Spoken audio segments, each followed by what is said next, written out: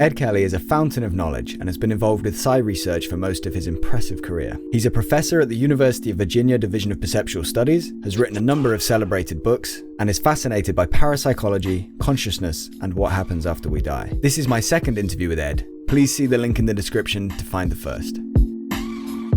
Hope you enjoy the episode, and please see the description for timestamps. So Ed, let's start off by talking a bit about neuroimaging, your work and your studies involving that. And I suppose the first kind of question would be, what is neuroimaging? Uh-huh.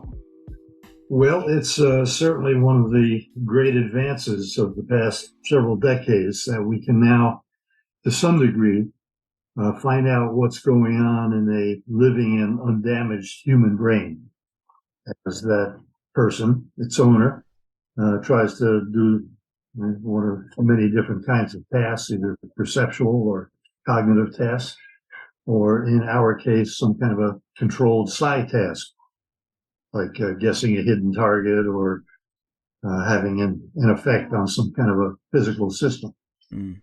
So I should start by acknowledging that not a whole lot has been done along these lines in psychical research so far, including by us. We're barely begun, really.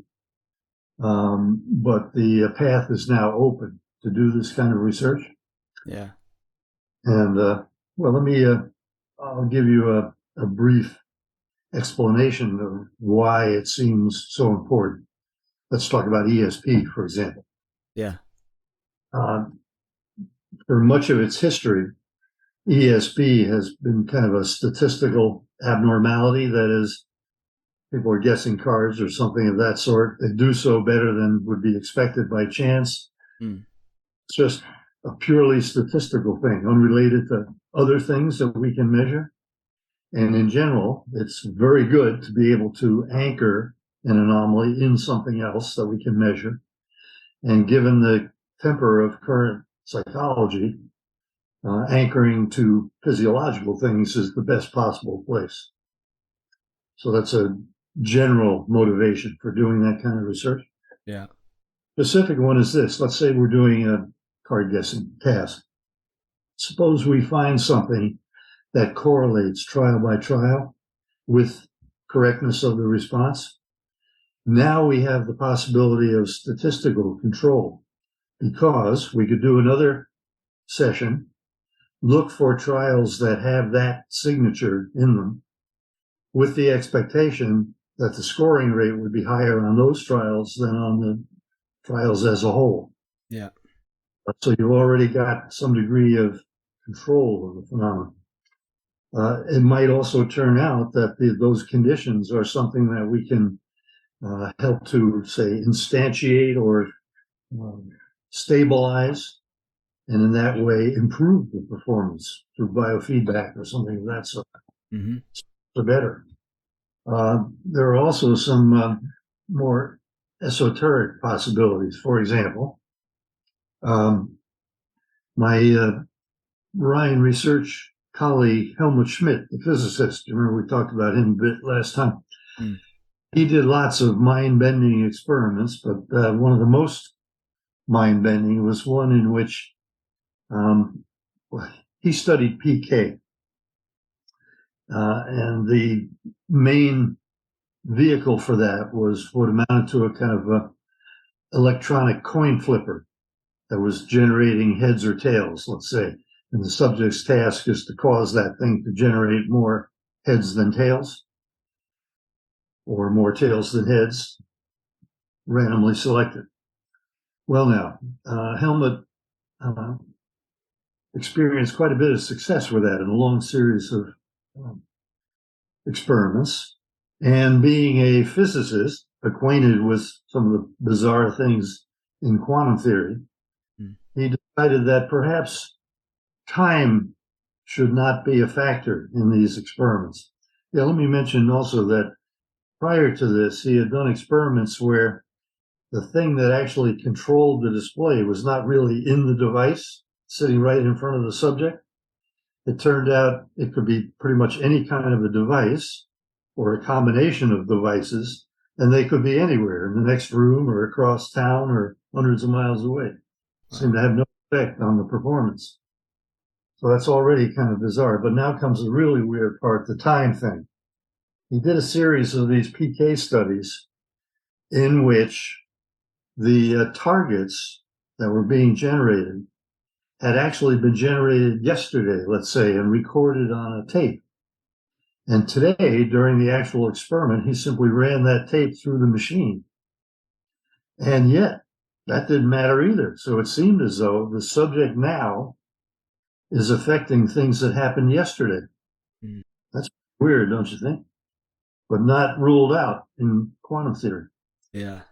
But for me, as a psychologist who finds this very hard to get the head around, yeah, it seemed natural to put both Helmut and the subject in EEG recording equipment to have at least the possibility of telling who was the real subject. You see, the real import of all this work of Helmut's, Helmut himself was a known good subject.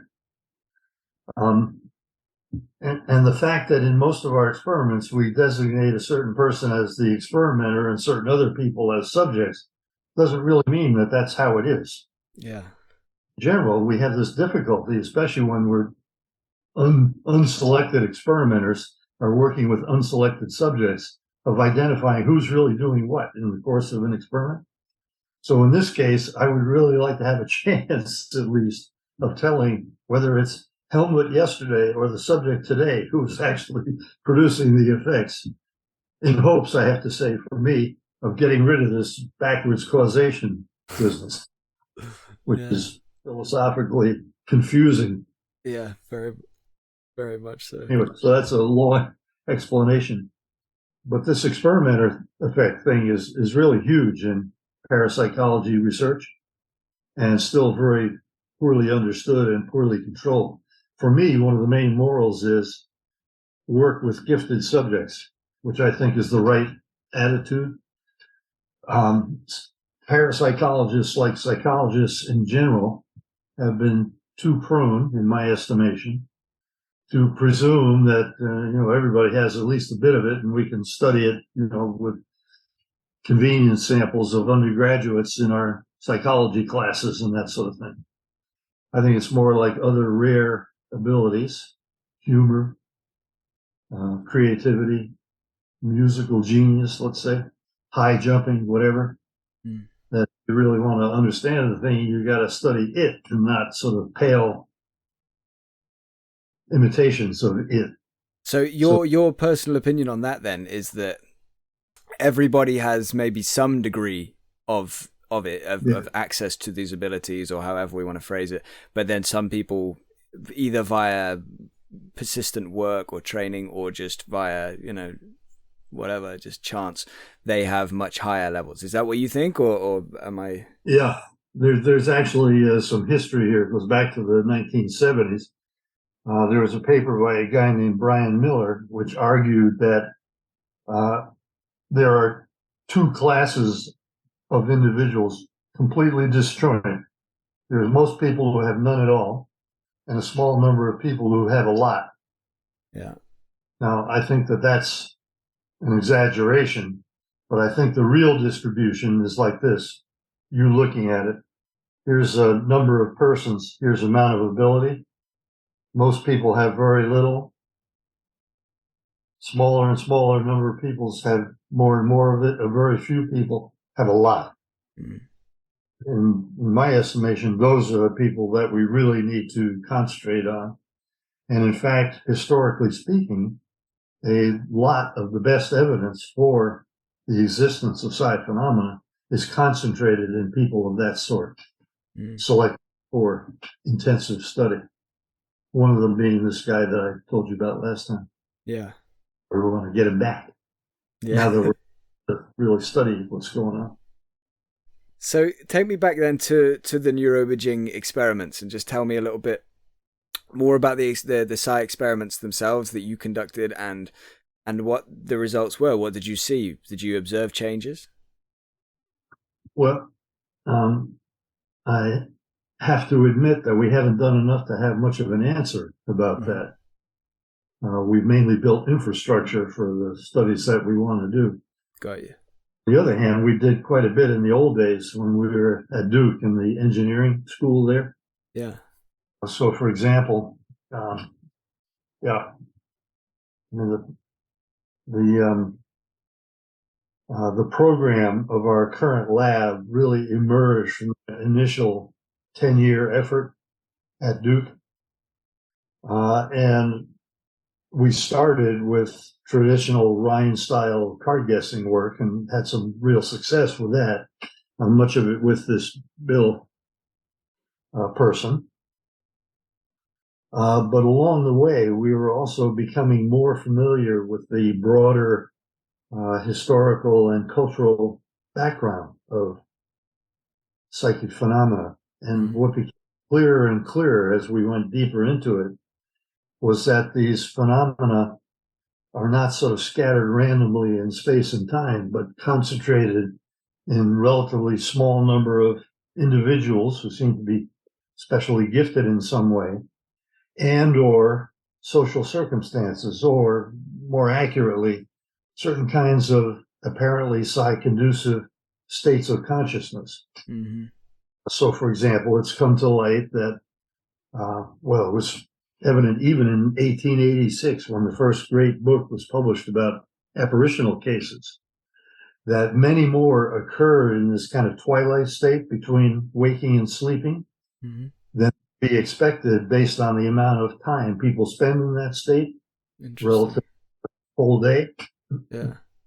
So that was already there, and a more modern body of work shows that lots of psi events occur in connection with dreams. Yeah. So there are the Maimonides dream studies and things associated with that. Yeah. And in the late 1970s was a new direction in experimental ESP research was really just getting underway. That's the so-called Ganzfeld studies, where the idea was to put people in a mildly altered state by covering up their eyes, maybe plugging their ears or putting white noise or something in there, in a uniform field. That's the name, what the word means, Ganzfeld, whole field stimulation. It was like sensory deprivation kind of thing, wasn't it? I'm sorry? Like sensory deprivation sort of thing, wasn't it? That kind of style. Yeah, short-term, controlled, not scary. No. And basically, and this remains true to this day, what came out of it was that these trials are relatively difficult to do, but the scoring rates are consistently much higher than they were for traditional, factory-type card guessing experiments. Yeah. And in my estimation, what that means is that we learned to conduct psi tests under conditions that more closely approximated the natural history of the phenomenon.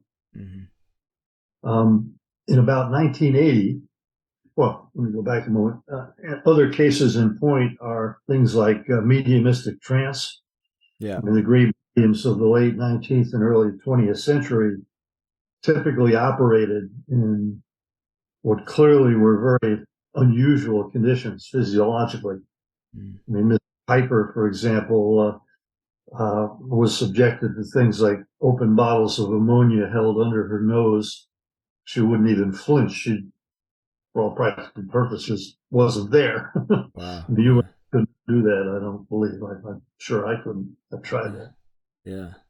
So she was in some kind of dramatically altered state. And she was the one who would write to one sitter with one hand and speak to another, and sometimes write to a third with her other hand, all going on simultaneously. Yeah. That's wild. So that's cool stuff. Other cases of interest are out-of-body experiences. And there was significant literature, mostly observational or quasi-experimental, we'd say now, in which people who experience themselves as having left their bodies could be detected by persons at the place visited, sometimes more than one, and seen in the place the subject experienced him or herself to be. So again, certain kinds of unusual states. Yeah, around 1980, we formed a connection with a very good cultural anthropologist from Australia, Ralph Locke. Later, Raphael changed his name. But he was a real expert on the subject of shamanism. Yeah. Huge subject, worldwide distribution. But the basic idea is that the great majority of the world's many hundreds of recognized societies include one or more kind of standard situations for the production of altered states of consciousness that are trance-like. The purpose of which, the reason they do this, and sometimes the methods for getting into these states can be rather drastic.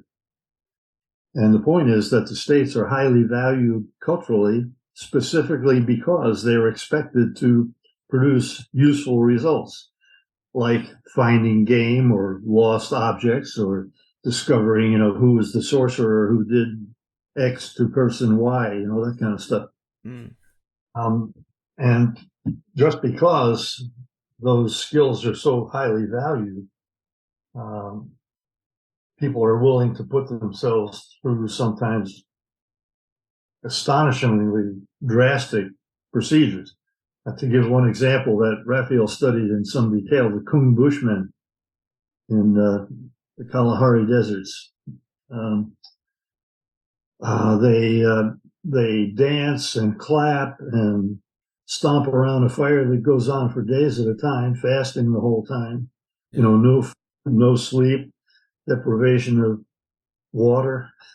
Wow. And eventually, some subset of the group will fall into this trance, which sounds descriptively very much like a spontaneous Kundalini experience, with some sort of energy rising up the spine. They blast off into another state. Sometimes they fall into the fire and don't get burned. And some of them begin speaking and, saying where the game is or whatever. So Raphael was able to do a great deal to systematize this huge literature in terms of creating a model of the conditions under which these states could be induced, the kind of factors that went into altered states, including, of course, the use of psychedelics of various kinds, particularly in South American shamanistic traditions. Anyway, so we wrote a monograph about 1980. It was really a kind of pep talk for parapsychologists to say, look, there's this historical and cross-cultural association between unusual outbreaks of psi and unusual states of consciousness, which furthermore, those states seem to be a fairly small and interconnected family of states. And we certainly ought to be able to learn something physiologically about those using contemporary research methods. And if we could learn how to induce the states in the lab, we'd have a good chance of having the psi part kind of come along for the ride. That was the theme of our monograph. And we actually republished that in 2009 with a preface that kind of updated and it still holds together. And it's one of the basic elements of our group's approach to the whole subject. So, yeah, we're interested certainly in studying people like this Bill person who come already equipped with lots of ability. Yeah. Also very interested in studying people who have the ability to get into one or more of these unusual states. So, for example, we have a study of mediumship going on right now. Oh, cool. We bring people in and we're interested in looking to see what they're doing as they're giving their readings and whether any of that will correlate with their success of their readings. Yeah. Not getting down into the weeds of that too much. We have one more person to bring in and then we'll get serious about analyzing the data. Let's see. We also have, in a pretty good state of development, an OBE experiment. That is, in our lab, we got into our building when it was still being assembled. And we were able, therefore, to control some details of the final construction. Mm. Our lab, which is downstairs in our space, is connected to a small room that we created upstairs and across the hall, so as to be as remote as possible within the confines of our space, connected to the lab by optic fiber and all that running through the walls, and which we have shown to be very well isolated from the main laboratory. But if we can find people who are capable of voluntarily leaving their bodies, we have an experiment almost ready to run, in which they would be invited to do so, go upstairs to that special place where we would have targets and some physical devices that might be able to detect the arrival of something. You see, a huge question in that body of literature is whether anything actually ever leaves the body and goes anywhere. Yeah. If so, there would be strong evidence in favor of the survival hypothesis. Yeah. That could happen. It's been hinted at, but not really quite shown in the research to date. So we'd have a good chance to do better at both ends. That is, find out more about what's going on in the brains of good subjects, and also have a chance of detecting something arriving upstairs. So those are examples of the kind of things we. When do you think you might be kind of expecting to do that study? Well, the key to it is the subjects.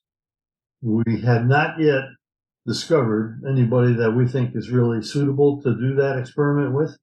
However, we have one of my colleagues, my engineering colleague, Ross Dunsey, works down at the Monroe Institute, just south of Charlottesville. Mm-hmm. It was created by Bob Monroe. He was a radio engineer and entrepreneur sort of guy who also discovered ways of inducing OBEs in himself. So that OBE process is a big part of what they do down there. And we're hoping us will be able to identify some people, good prospects through that mechanism. Yeah, let me say two things related to this. We're interested in finding people with all of these kinds of skills. So if anybody listening to this broadcast is such a person, by all means, please contact us. Just write to DOPS. There's a portal on our website for people to contact DOPS and report experiences and that sort of thing. Mm. We're always interested to learn about such people. And I should say also that if there are any young researchers out there interested in these areas who might consider taking a professional gamble, we're close to the point where we're going to be able to hire at least one new person to work in the lab. And we would really like to make the acquaintance of any such persons out there. Cool. Yeah. Well, hopefully somebody listening is. Yeah, we've created a wonderful facility. I have to say I'm very proud of that. I haven't been able to use it very well so far, partly because I've been absent for almost 20 years with these books. The decision I made that I could do more good for the field that way than by just continuing to be a lab rat, which is my more natural habitat.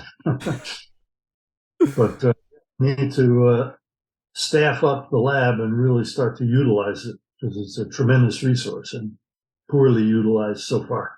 Yeah, it sounds like there's a lot of capabilities. I'd love to see what comes of those studies on. So when do you think you'll have the results from the one that's happening now with mediumship? Should be middle of the year, next year, somewhere in there. Cool. Well, hopefully the results are interesting. Yeah. We're hoping to get Bill, as I mentioned last time, I think, to come back to the lab. And we've actually created a couple of new things specifically for him, one being a digital version of the old playing card task. The other, a new task in which the target is actually a pixel in a circle, big circle on his screen in the lab. He likes that. It's like, looking for the Loch Ness Monster or something of that sort.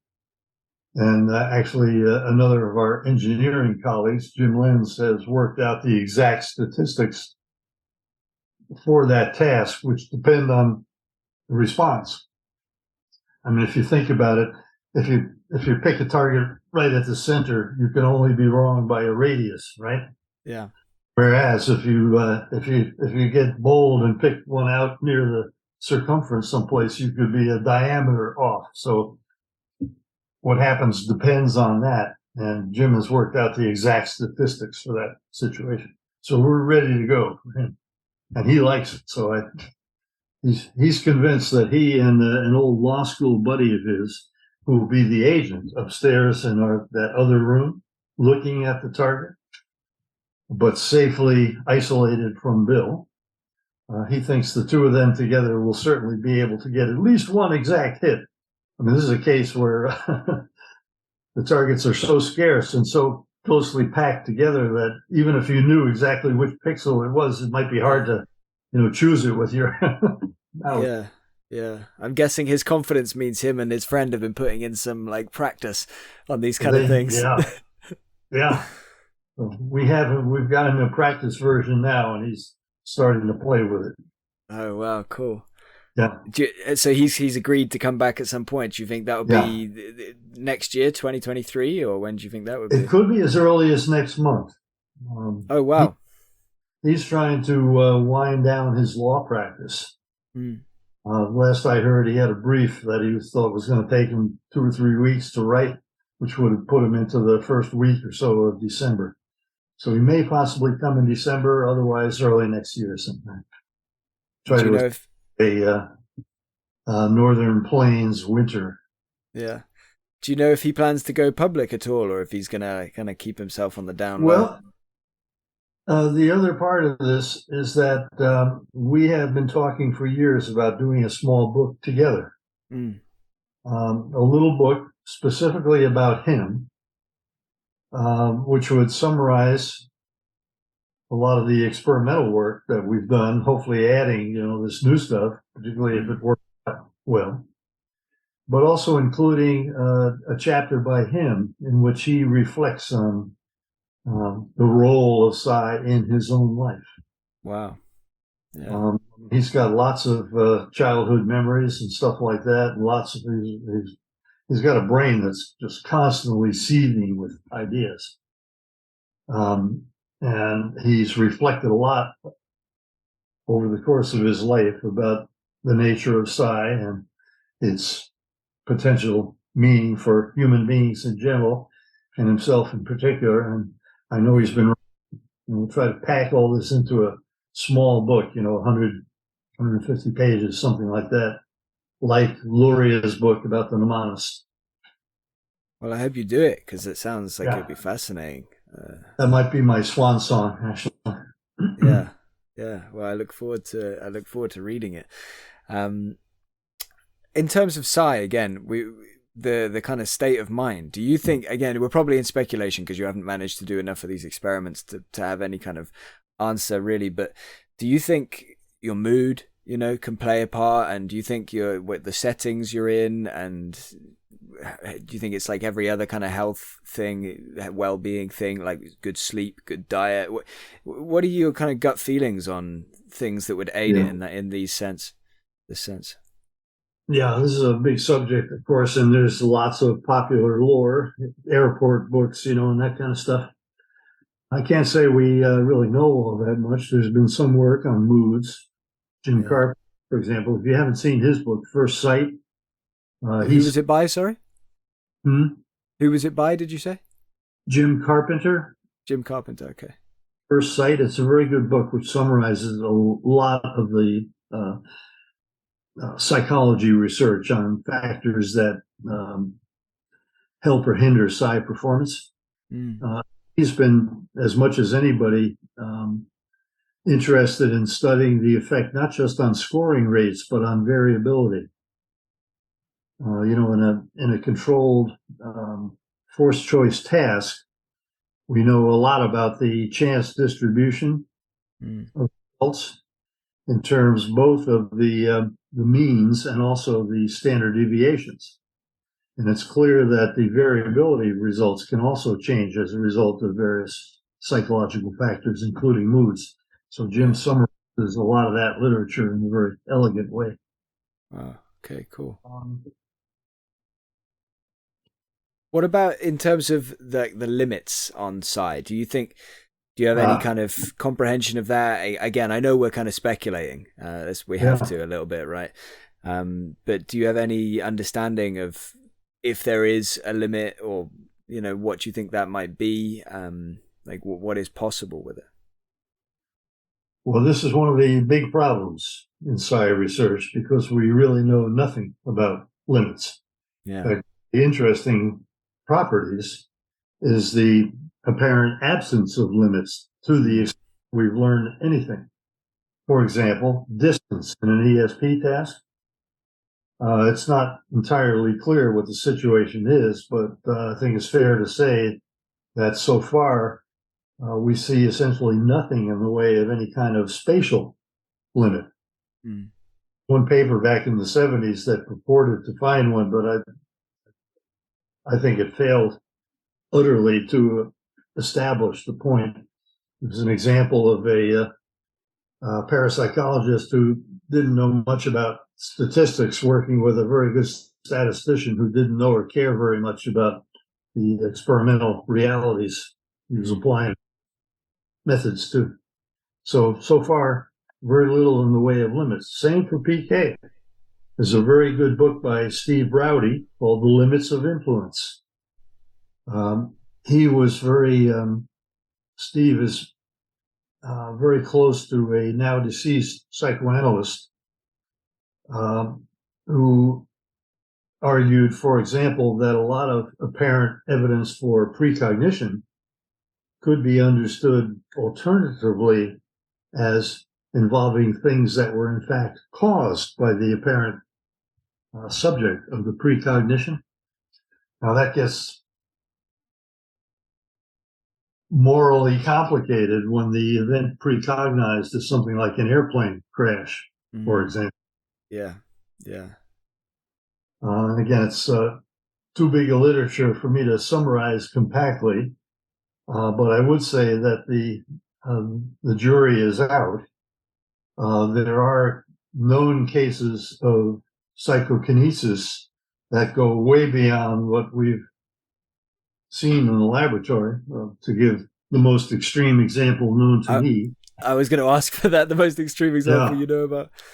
There is the case of Joseph of Cupertino, a 17th century Catholic saint, who was observed on hundreds of occasions by literally thousands of people in broad daylight, including skeptical and hostile witnesses who could not deny that the guy was up in the air, not in a subtle way, but sometimes meters in the air, remaining there for seconds or minutes or even hours at a time, or perching on a small branch of a distant tree.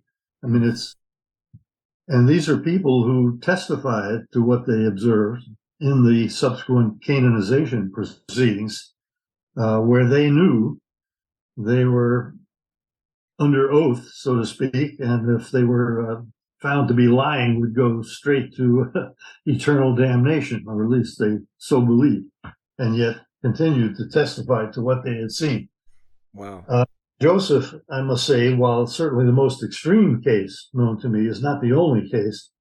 And in fact, a friend and colleague of ours, Mike Grosso, has written a book called The Man Who Could Fly, which goes through this case in considerable detail, including its kind of cultural and religious circumstances, and also talked about a number of related cases, both within the Catholic Church and also in the history of mediumship, where there are also instances of levitation, some quite well attested.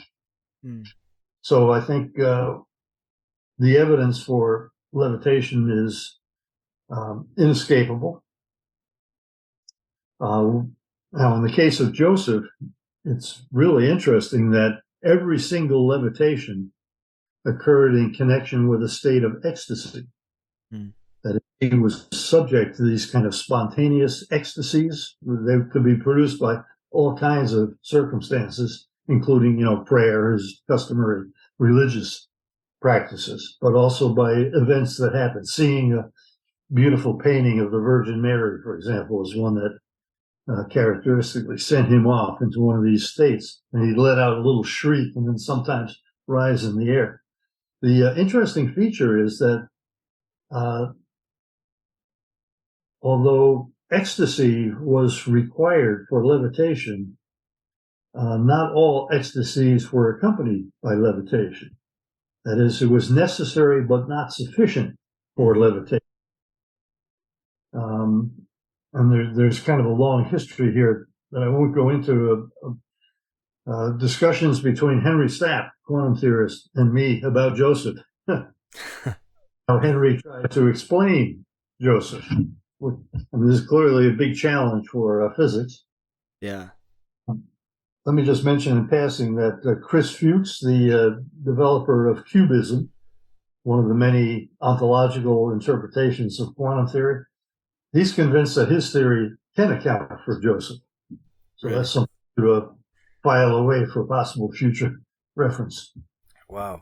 Yeah, that's I don't know incredible. enough about his theory to explain how that would go, but I confronted him with the challenge, and after thinking about it for a half hour or so, he said, "Yeah, I can deal with that." Yeah, wow.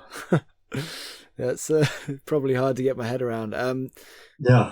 Another kind of probably more well-known type of, I guess, macro PK or whatever is spoon bending. Uh-huh. What do you think about that? Have you come across it? Have you tried it? Is it real? Is it possible? Can you do it with any spoon? Can anybody do it? Because I read as well, I think, in a state of ecstasy, I think that's what they try and achieve to do that, I think. And it helps when people are in a group, from my understanding. But yeah, what do you think? What's your take on that? Well, we became interested in it around 1980 or so, after our anthropologist friend had arrived. And we did a spoon bending party ourselves.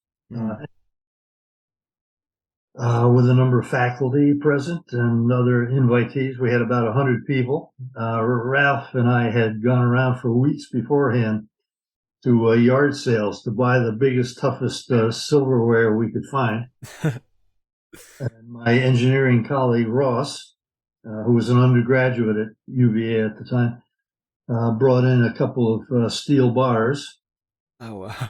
And we had Jack Houck, who was the McDonnell Douglas engineer, who was going around the country at the time running lots and lots of these parties. So we had the whole drill, and lots of bending occurred during our session. I didn't succeed myself, but Ross did. Lots of other people we know did. Bill Joines, who was a professor of EE at the time. And they were the typical thing where people report. And I should say there's a big social aspect to this. Jack Houck was terrific. He was like a cheerleader, and he would whip people up into a real kind of, hyper kind of state and encourage them to believe that, by God, when he shot the starting gun off, things were going to happen, period. And they did.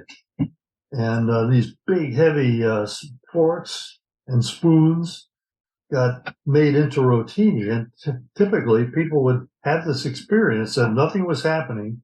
Then all of a sudden, for a short time, the stuff would just kind of go soft like putty. And they could, do these transformations that were physically impossible without breaking the object. And that included, by the way, there was an elderly woman who bent one of those steel bars that Ross provided for the occasion, and at about 30 degrees. I couldn't do it, and I was in weights at the time. So, I'm convinced it's a real phenomenon. I'm sure there's lots of fakery involved also. Yeah. Even in the case of a guy like Uri Geller. In fact, Henry Stapp's son once made a film of Uri Geller at a party at their house, surreptitiously taking a spoon, putting it behind his back, mechanically bending it, and then bringing it out again. Really? As a spoon that had spontaneously bent. Yeah. I think Geller could also do it for real, but he wouldn't hesitate to cheat given the I, opportunity. I was going to ask you that if you Hot thought he potato. also, yeah, if he could also do these things.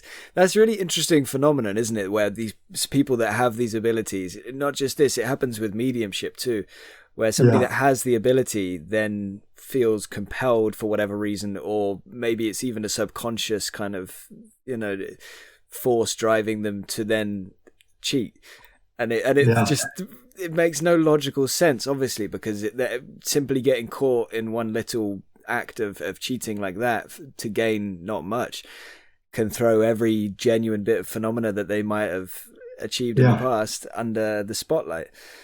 yeah. Um, it's bizarre. That was the case, for example, with Eusapia Palladino, Mm, who was yeah. a physical medium studied um, back around the beginnings of the 20th century. The SPR, the British Society, basically took the view that if she did anything to cheat, they were done with her. And that's what they did. And yet I think there's no doubt that Eusapia is, like Uri Geller, a person who did have real ability. Lots Mm, of astonishing things happen. But there is this kind of social and political aspect to working with such persons that everything they do has to be highly suspect if they yeah. history of known demonstrated cheating. Yeah. I think it was Eusapia. I might be wrong, but I think it was Eusapia that used to tell the researchers that she was working with, like, make sure I'm properly attached and keep an eye on me, because if I'm able to cheat, I'll cheat. Like she would be, I think it was her that was like open about it to the extent of saying like, make sure I'm properly fixed in, because yeah, if I can, I will. Yeah. And so then once you're 100% sure she can't, apparently then she was able to produce these unbelievable phenomena. But Mm-hmm. otherwise, yeah, should try and get up to something if they left their arm unclipped or whatever. Which Yeah. yeah, Yeah. And of course, a lot of the physical mediumship is already problematic because they typically like to work in darkness. yeah. And of course, now we have the capability of filming them in darkness, but they typically refuse to do that, which automatically raises the, you know, suspicion antenna goes way up. Yeah. Well, the one I have spoken to, Stuart Alexander, in his book, he Oh, yeah. gives like a really good account of why he didn't want to be filmed in there and things like that. And I won't go Uh-huh. into it all now, but he does have some pretty good reasoning, and he bases it on that there have been mediums in the past where they that people were told them, oh, it wouldn't hurt to put this, or it wouldn't hurt to have this, and then it did hurt. And I guess he's Yeah. just very, very wary. But he also has this viewpoint of, okay, so what's in it for him? Like, if he manages to prove to the world that this is a real phenomenon and he's capable of it, then his Mm-hmm. life's going to change overnight, and he's going to go from liking his kind of private life and not really being, he treads a fine line between trying to get the word out there, but he also doesn't like publicity and things like that. Like, it was Mm-hmm. hard to get him to talk with me. And so, yeah, I think he sees that there's not really much in it. Either everybody's going to look at the video and say that's fake, or wow, it's real, and then he's going to have the world's media on his doorstep the next day. Mm. And so he made a very compelling point for like why he just doesn't want to do that. I think he came very close at one point to doing like infrared filming or something along those lines. But yeah, I think in the end it was a no. Mm-hmm. But I'm with you in that, like, it feels like we're so close. It feels like it'd be so simple to do that now, and it would change everything, wouldn't it? But then maybe not, Yeah. because in the modern day and age, everybody would say, well, it's obviously fake. It can't be real, so it isn't real. That whole thing. What do you think? Do you think if we did manage to get a video of that, do you think people would believe it, or maybe there already are videos and people are, and it's kind of falling through the cracks because of difficulty with legitimacy? What do you think? Well, there are some videos out there that have certainly not been compelling for skeptics. There's no such thing as a perfect experiment. Yeah. People who are determined to resist evidence will always be able to find some way of doing so. And it's, I think, just going to be a cumulative process over many years of many different kinds of observations and experiments will finally convince the scientific world that the stuff is real. I personally think the one thing that would do the most good at this point is not actually more and better experimental evidence, although we certainly need that and welcome it, but the advent of a theory that would help to explain the things and not conflict with the vast amount of other stuff that we currently understand scientifically. What do you think will come first? Do you think it will just be a continued wave of experimental and anecdotal evidence that finally kind of breaks the dam, and then eventually, years later, we figure out a workable theory and then probably kind of work on that theory? Or do you think it will go the other way? Do you think we'll never be able to accept the evidence until we get a theory? It's really hard to predict these things. I mean, I personally think we're very close to a major inflection point in modern Western intellectual history. Yeah. But inflection points in cultural history, scientific history, are typically not like inflection points in mathematical curves. They're not so sharply defined. I mean, this one, I'd say, has been going on for over 100 years. William James thought it was over, in the 1890s, and said so in print. And here we are today, experiencing the same kinds of resistance that he experienced back then. But I do think that we're now benefiting from other things that are pointing in the same direction, and those include, in particular, ongoing developments in the foundations of physics. And Dean will be a good person to talk to about this. He's certainly much further into it than I am, and has done work on the double slit experiment, which is one of these foundational experiments in quantum theory, just for that reason, because of its kind of salience for physicists. And the other thing is that I think we're very close to a consensus among philosophers of mind that consciousness will not be explainable in physicalist terms. Yeah. And that's a big shift. It's happened only in the last maybe 20 years, 25 years, let's say. I mean, it has long roots in philosophy, but it's only taken hold in Western philosophy really in the last couple of decades, starting with Chalmers's book about consciousness. I mean, I personally think Chalmers in that book gets to the worst of all possible positions, which is epiphenomenalism about consciousness and strong artificial intelligence as a theory of the mind. I don't think either of those positions is ultimately sustainable. Chalmers himself has really come quite a distance further.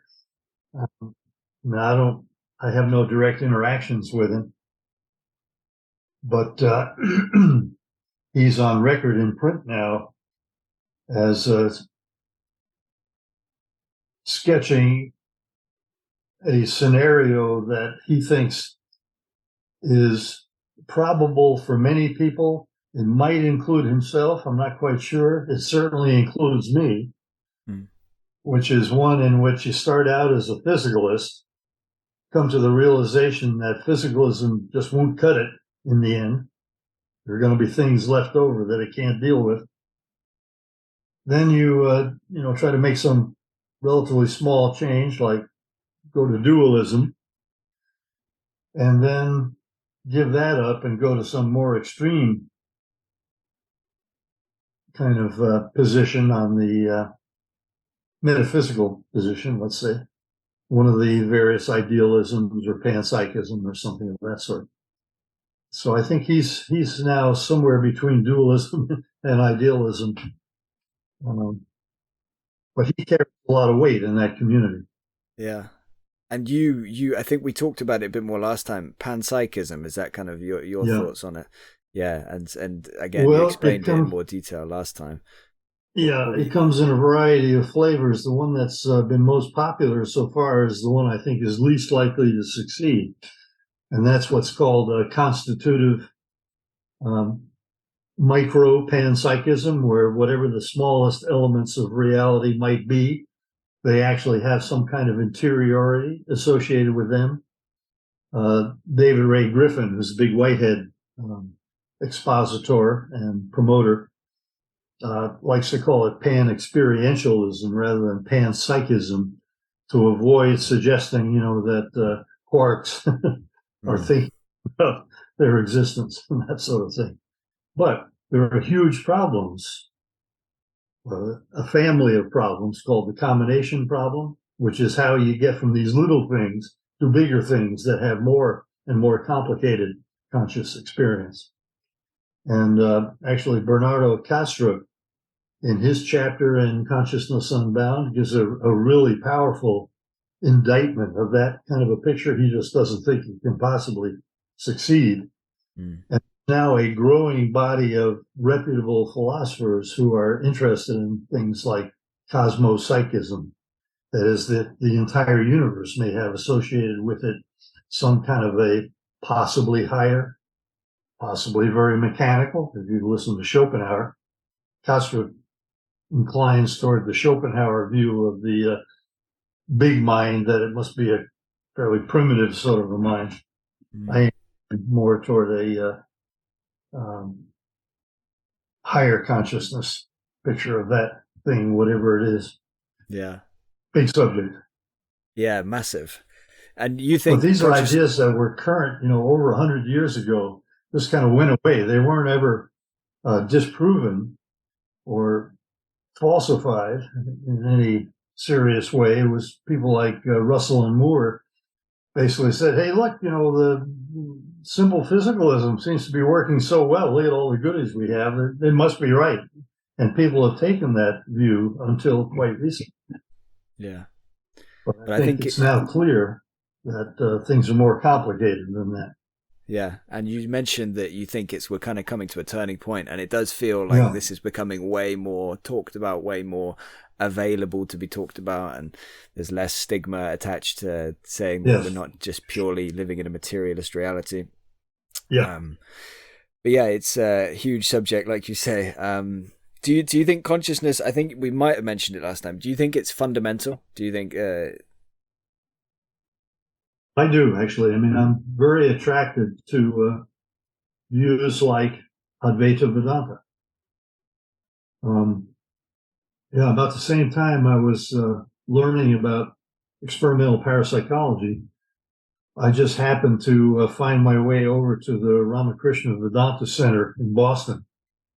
Walked into this little chapel, and here are pictures on the walls, not just of their heroes, but Jesus and Muhammad and sundry others, and a little altar that says, "Truth is one, men call it by various names," or something to that effect. And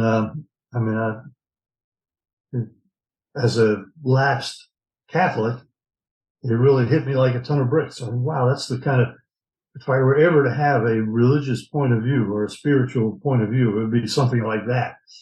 And, I learned enough about it in those early days to continue feeling that way. I think, I should tell you that my friend Mike Murphy, the co-founder of Esalen, is a little bit contemptuous of that particular version of Vedanta, which he refers to as the up and out school, meaning this world is unreal. That's where the reality is. Your task is to get out of here as quickly as you can and never come back. Right. Out school. Whereas he's more inclined to the sort of tantric modification of Vedanta that says, no, this world is entirely real. Yes, it's not real in the way, that the physicalists say, but it is real. And a part of our job is to become more effective in this context and to help it get better as part of the evolutionary process.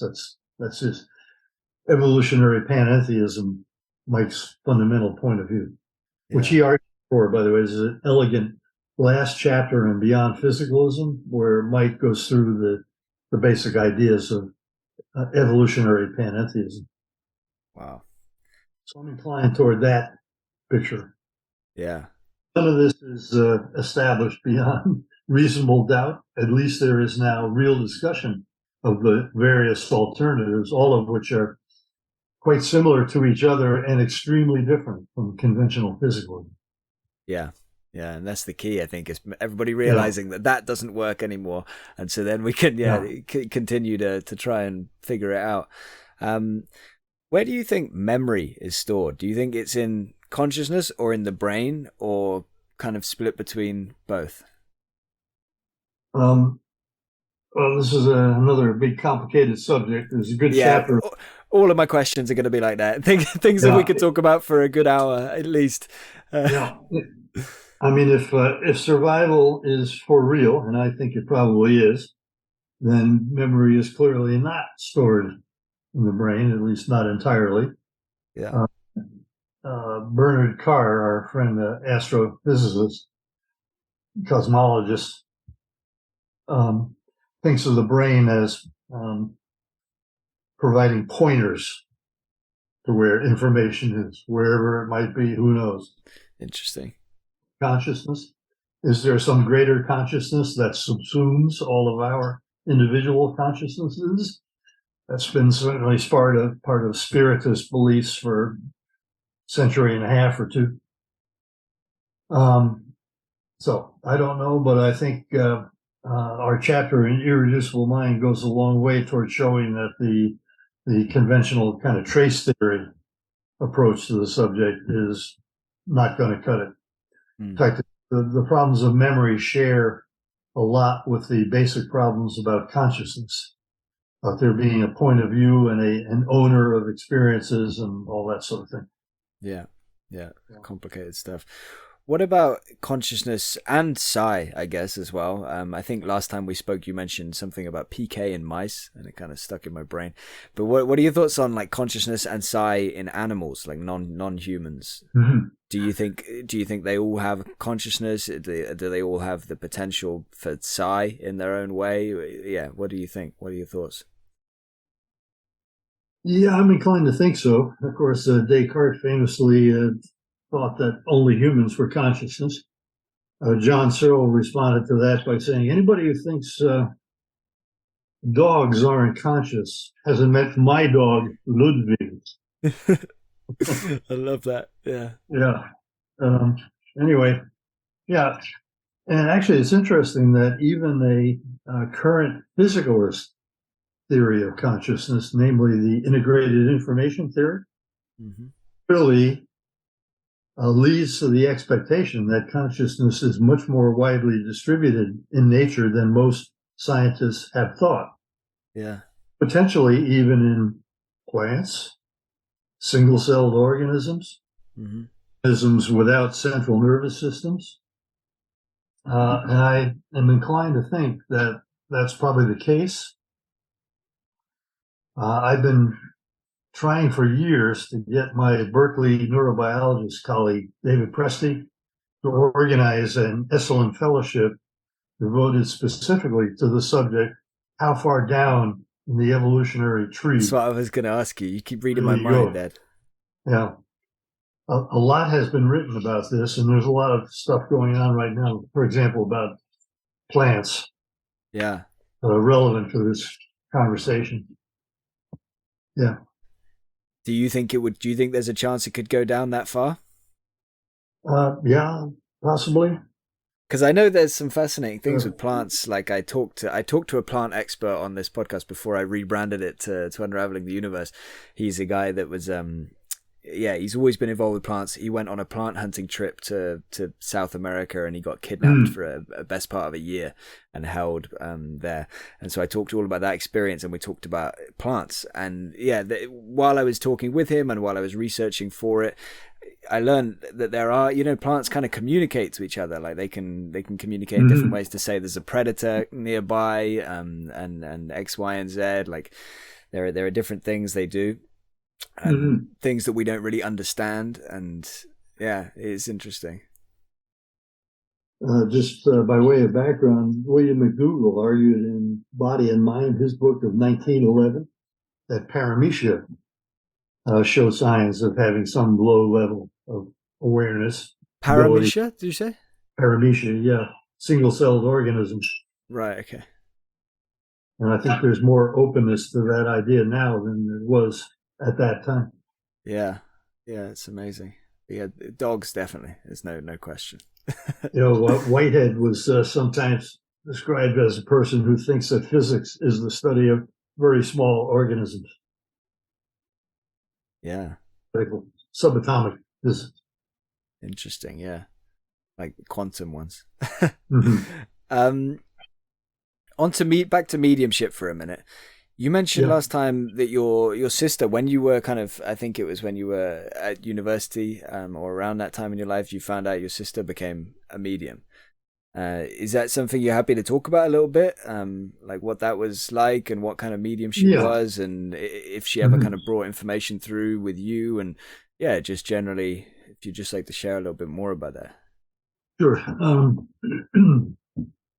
Um, my sister was always much more involved than I was with our Catholic upbringing, to go Yeah. over especially. Um, she's 7 years older than I am. Um, she had her third and fourth children were twins, and she hemorrhaged rather badly in connection with that, and was told by the doctors not to have any kids. So she and her husband began practicing contraception, as a result of which she started to get nervous about um, possible conflict with her Catholic upbringing. Mm. Went to the village priest in this little town in upstate New York where they were living at the time, and was told that if she had the misfortune to die, she would go straight to hell and live in eternal damnation. That kind of got her attention and basically caused her to shed her any residual allegiance to Catholic teachings. Yeah. She began a kind of search for some kind of a replacement in her life because she really had this wish to have some kind of a religious um, context for her life.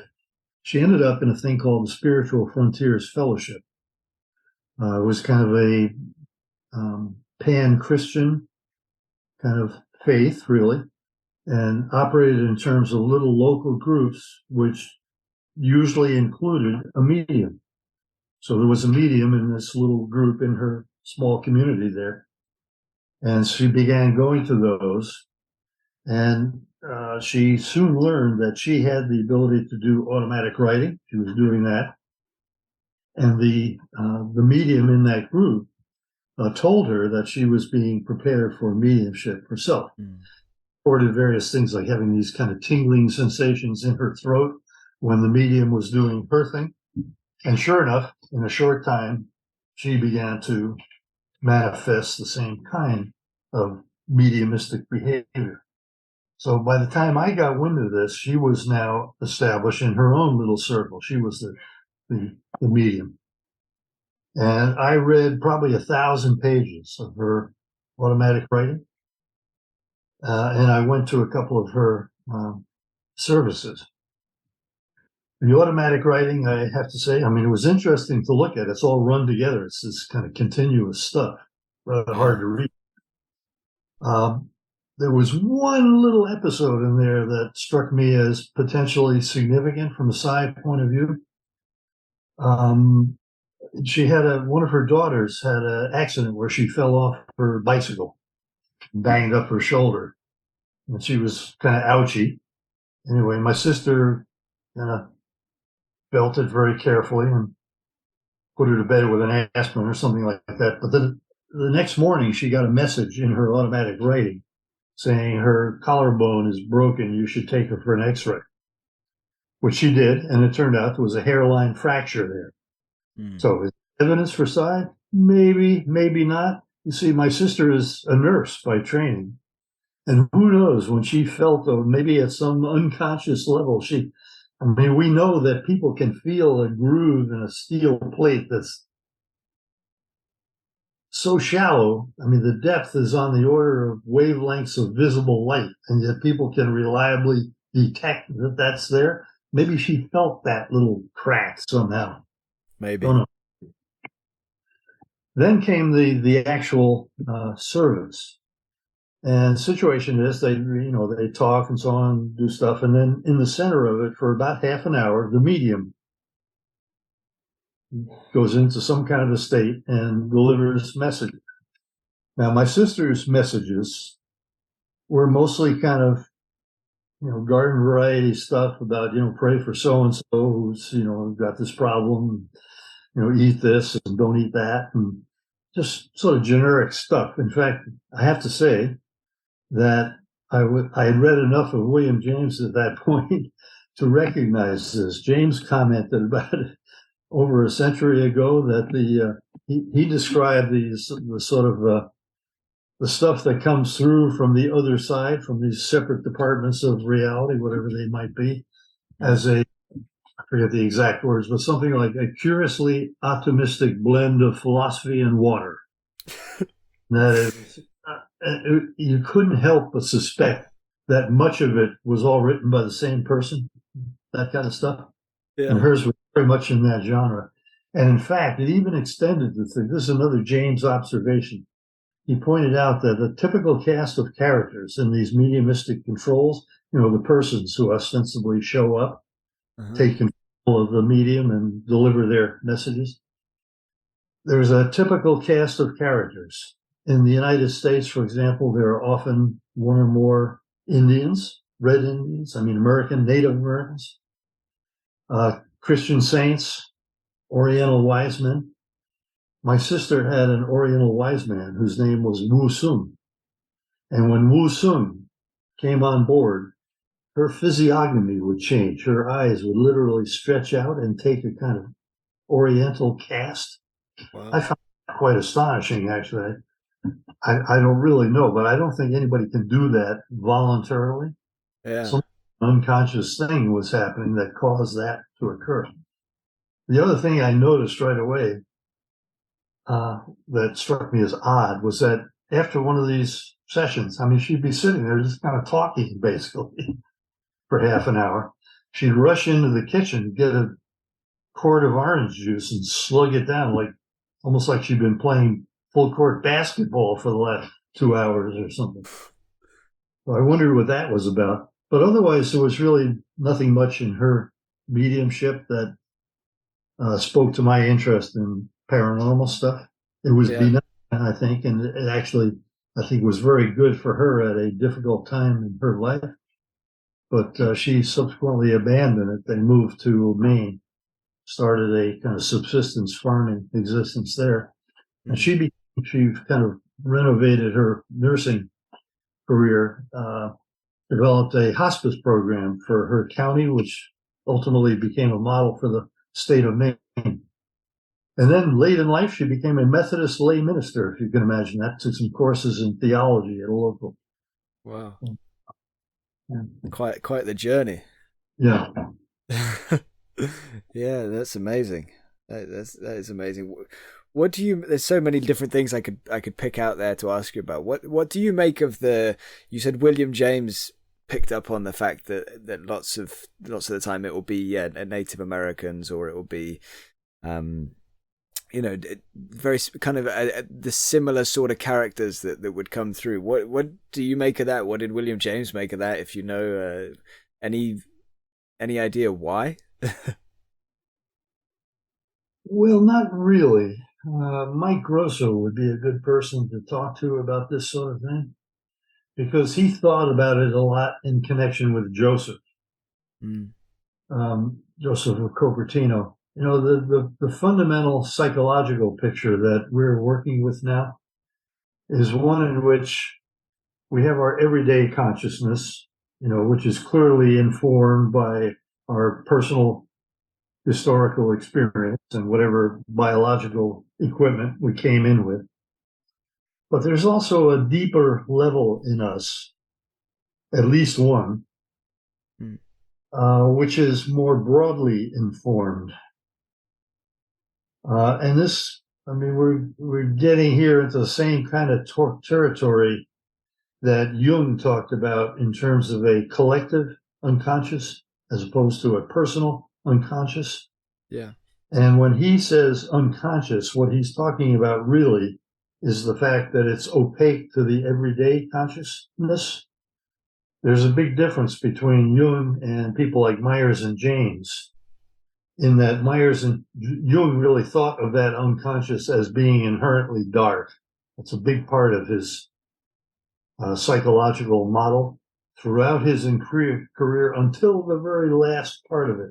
But for Myers and James, that normally hidden something is itself a larger, more comprehensive consciousness that has certain kinds of abilities and knowledge and so on that the everyday consciousness doesn't normally have access to, but may have access to in unusual states that we, now adding to Myers's picture, think probably go along with states of the brain that we can learn things about and learn to cultivate and help people to get into.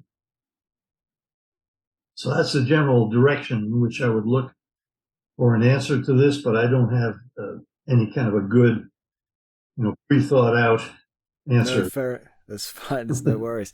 Yeah. I'll look up Mike Rosso that you suggested and see if I can talk with him. We kind of talked about this a little bit earlier, and maybe even a little bit last time. But let me ask you, kind of in a question: what do you think needs to change in science and in mainstream culture, the media, in general, in order for all of this phenomena to be accepted and then be able to be studied more? Or do you think nothing needs to change and we just need to be patient? Well, again, it's hard to know before it happens exactly how it will happen. And I mean, for example, suppose Francis Crick, the apostle of physicalism, now deceased, should make a convincing appearance of some sort to Christoph Koch, his principal protege. Something like that could have a huge effect on the scientific community. Or, Christoph Koch might suddenly be excommunicated. I don't think that's going to happen. Scientific resistance is really concentrated in senior members of the scientific community. There's this famous remark attributed to Max Planck about how science advances one funeral at a time. Yeah. It could be that this resistance will gradually dissipate, or, it might be possible that there were signs of some cracks in that bunker. Carl Sagan, for example, was a member of the Psychops. That's the old name for, I forget what they're called now. It used to be the Scientific Committee for Investigation of Claims of the Paranormal. Yeah, I think it's that. We converted it into Psychops. They didn't like that, so they changed their name. But it was one of the members, and he eventually resigned, pointing to the behavior of the founder, Paul Kurtz, a philosopher from SUNY Buffalo, because he wasn't acting at all like he expected this committee to behave, being, rational critics of experimental evidence and so on. And Sagan himself expressed the view in one of his books, I can't remember the name of it, cited a couple of kinds of psi research as meriting study and more sane, including cases of the reincarnation type. And I think it was also, correct me if I'm wrong, I think he also mentioned the ability to influence random number generators, like with the Ganzfeld studies. I think that was one of maybe the three things that he referenced. Those are certainly getting more attention. A lot of it is quite negative attention, though, of course. I mean, for example, there's this saga involving Daryl Bem. You know about his work? Daryl Bem was not in detail, a very distinguished psychologist from Cornell, who was also a physicist as an undergraduate, knew a lot about physics, trying to develop a set of protocols that you could run on anybody's laptop, and that included, as part of the machinery of his experiments, random number generators of some sort. And he did a series of 9 experiments carefully over a long period of time, and published the whole lot together in one of the leading social psychology journals. Well, this was an event of sufficient significance that a lot of skeptics became aware of it before it happened. Mm. A number of them, including people like Doug Hofstadter, Dennett, buddy of Dan Dennett, the physicalist philosopher, wrote letters to the New York Times talking about how this couldn't be true. It would be a catastrophe for science. If this stuff were for real, we'd have to rebuild science from the bottom up. I mean, crazy stuff, really, that just isn't true. But, there is a sort of potential still for results in this area to create hysteria among really committed physicalists for whom, the physicalist worldview is essentially a secular faith. Yeah. That's what it is. It's a religion for them. And anybody who challenges it is a heretic who needs to be punished in some way. Yeah. Yeah, it is. I think that is breaking down. And I think it's not just our production of more and better research, which is still going on at a very slow pace. I mean, the field of psychical research is horribly funded, contrary to widely held suspicions among scientists that were, profiteering off the gullibility of the incredulous public or something like that. Most of us barely survive. I once calculated that the entire history of psychical research worldwide had been funded by something like the current cost of one trailing edge military jet fighter. I mean, that's full of cultural commitment to this subject. Yeah. It's kind of a horrifying tale, really. It is. Yeah. About our priorities. Life after death, man. Yeah. Big Air Force, yeah. Yeah, exactly. Yeah, it's terrible. It's a great metaphor for humanity at the moment. So you think we need to just have a bit of patience, and it's on the way. The dam is starting to. There's little bits are starting to come through the dam, little pinpricks, and it's just gonna There are definitely cracks in the materialist bunker. Yeah. And just because of us again, but other things that are pointing in the same direction. Yeah. Increasing strangeness of theoretical physics and the ability to explain the very basic properties of consciousness. Yeah, it's going to keep the pressure on. I've only been into these topics for like a year or so now, and even in that very short space of time, I already can feel some momentum with this, and I do feel like it is changing. And I get more faith from that when I talk to people like yourself that say they think the same thing. Something else we've touched on a few times is quantum physics, the quantum world, and potential relationship with this. I mean, I get the impression that you do think there's some kind of connection there. Obviously we can't be certain of anything, and we're still kind of in speculation territory, but do you want to talk in slightly like more detail than we have done so far? Like, if you think there is a connection there, do you think quantum physics will one day be able to explain psi phenomena? Is it going to be the framework for that? What do you think? Let me say a little bit, and let me start by saying that there are too many psychologists, guys like me, talking about quantum theory. I'd rather the quantum theorists talk for themselves. At the same time, I think a responsible commentator like Dean Radin has done a lot to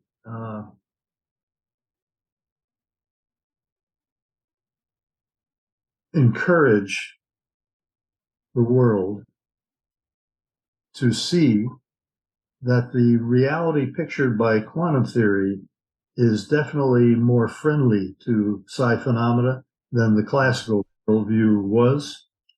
So at least to that degree, there is a connection. I should also repeat what I said about the work being done by Federico Fagin, this Italian quantum theorist, Giacomo Dariano, because well, the basic thrust of that work, Dariano believes he has shown that all of quantum theory, and hence all of classical theory, can be derived from some more fundamental, quote, informational principles of some sort. And he's worked out a lot of the relevant, technical detail. What Federico has brought to that conversation is the idea that those informational principles themselves may arise from this cosmic consciousness of which Federico has had direct experience, which knows to be this tremendous something behind normally seen reality. And to the extent that that program succeeds, it will essentially drain, quote, physics of all its traditional physical content, the little bits of hard stuff flying around in fields of force that you and I grew up with. Yeah. And move the whole subject very strongly in the direction of a realist idealism, in which consciousness is the fundamental part. I think that's where things are headed, ultimately. How soon it's going to happen, don't know. No, I was talking to Federico about a week ago, actually, and asked him whether they've had much response yet from physicists. And his view is that it'll probably take them 50 years to catch on to what's already been accomplished. Yeah. That physicists, especially these theoretical guys, tend to be so wrapped up in their own particular approaches to things that they hardly pay any attention to what other people are doing. Yeah. Hard-headed, obstinate guys. But he thinks on the right track, and it smells right to me. Yeah. And it's wild stuff, isn't it? Like quantum entanglement and stuff. Like, again, we're not going to get into it, because if you think you're unqualified to talk about it, I am definitely unqualified to talk about it. But I mean, wasn't it Einstein that said spooky actions at a distance? I think that was the quote. Yeah, he never could accept it. But now it's experimental reality. There's no doubt it's a fundamental part of the quantum world. Henry Stapp, the empirical demonstrations of the reality of entanglement were probably the most important thing that had ever happened in physics. Yeah, and without getting into it in any depth, like in a kind of just looking at it on the cover, without going into the pages, you could almost feel like that could explain, telepathy or something along those lines, like potentially. Yeah, potentially, maybe, possibly. Let me ask you kind of a big question. It's kind of been underlying in everything we've spoken about so far, this time and last time. But in your qualified and educated opinion, which piece of the evidence for survival, because I think we could both agree that the overall body of evidence is the strongest part, is it's the strongest as a collective. But if we had to kind of isolate one area that would be the strongest individual area for survival, the strongest bit of evidence, what would you say that would be?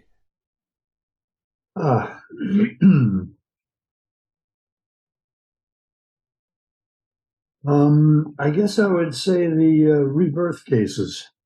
This is essentially a whole new kind of evidence that's gained strength post Myers. Myers knew about most of the things that are still relied upon as evidence, but the rebirth cases are something new. There are lots of them. We have over 2,500 in our own database from every continent except Antarctica, I guess. It's true that they're reported more often in cultures that believe in the possibility of rebirth, but we found them everywhere. And Jim Tucker, our current chief, is particularly interested in American cases, which are good partly because they circumvent all these problems about interpreters, and stuff like that, which you have in cases occurring in Burma, with that sort. So those are certainly a key component of the evidence.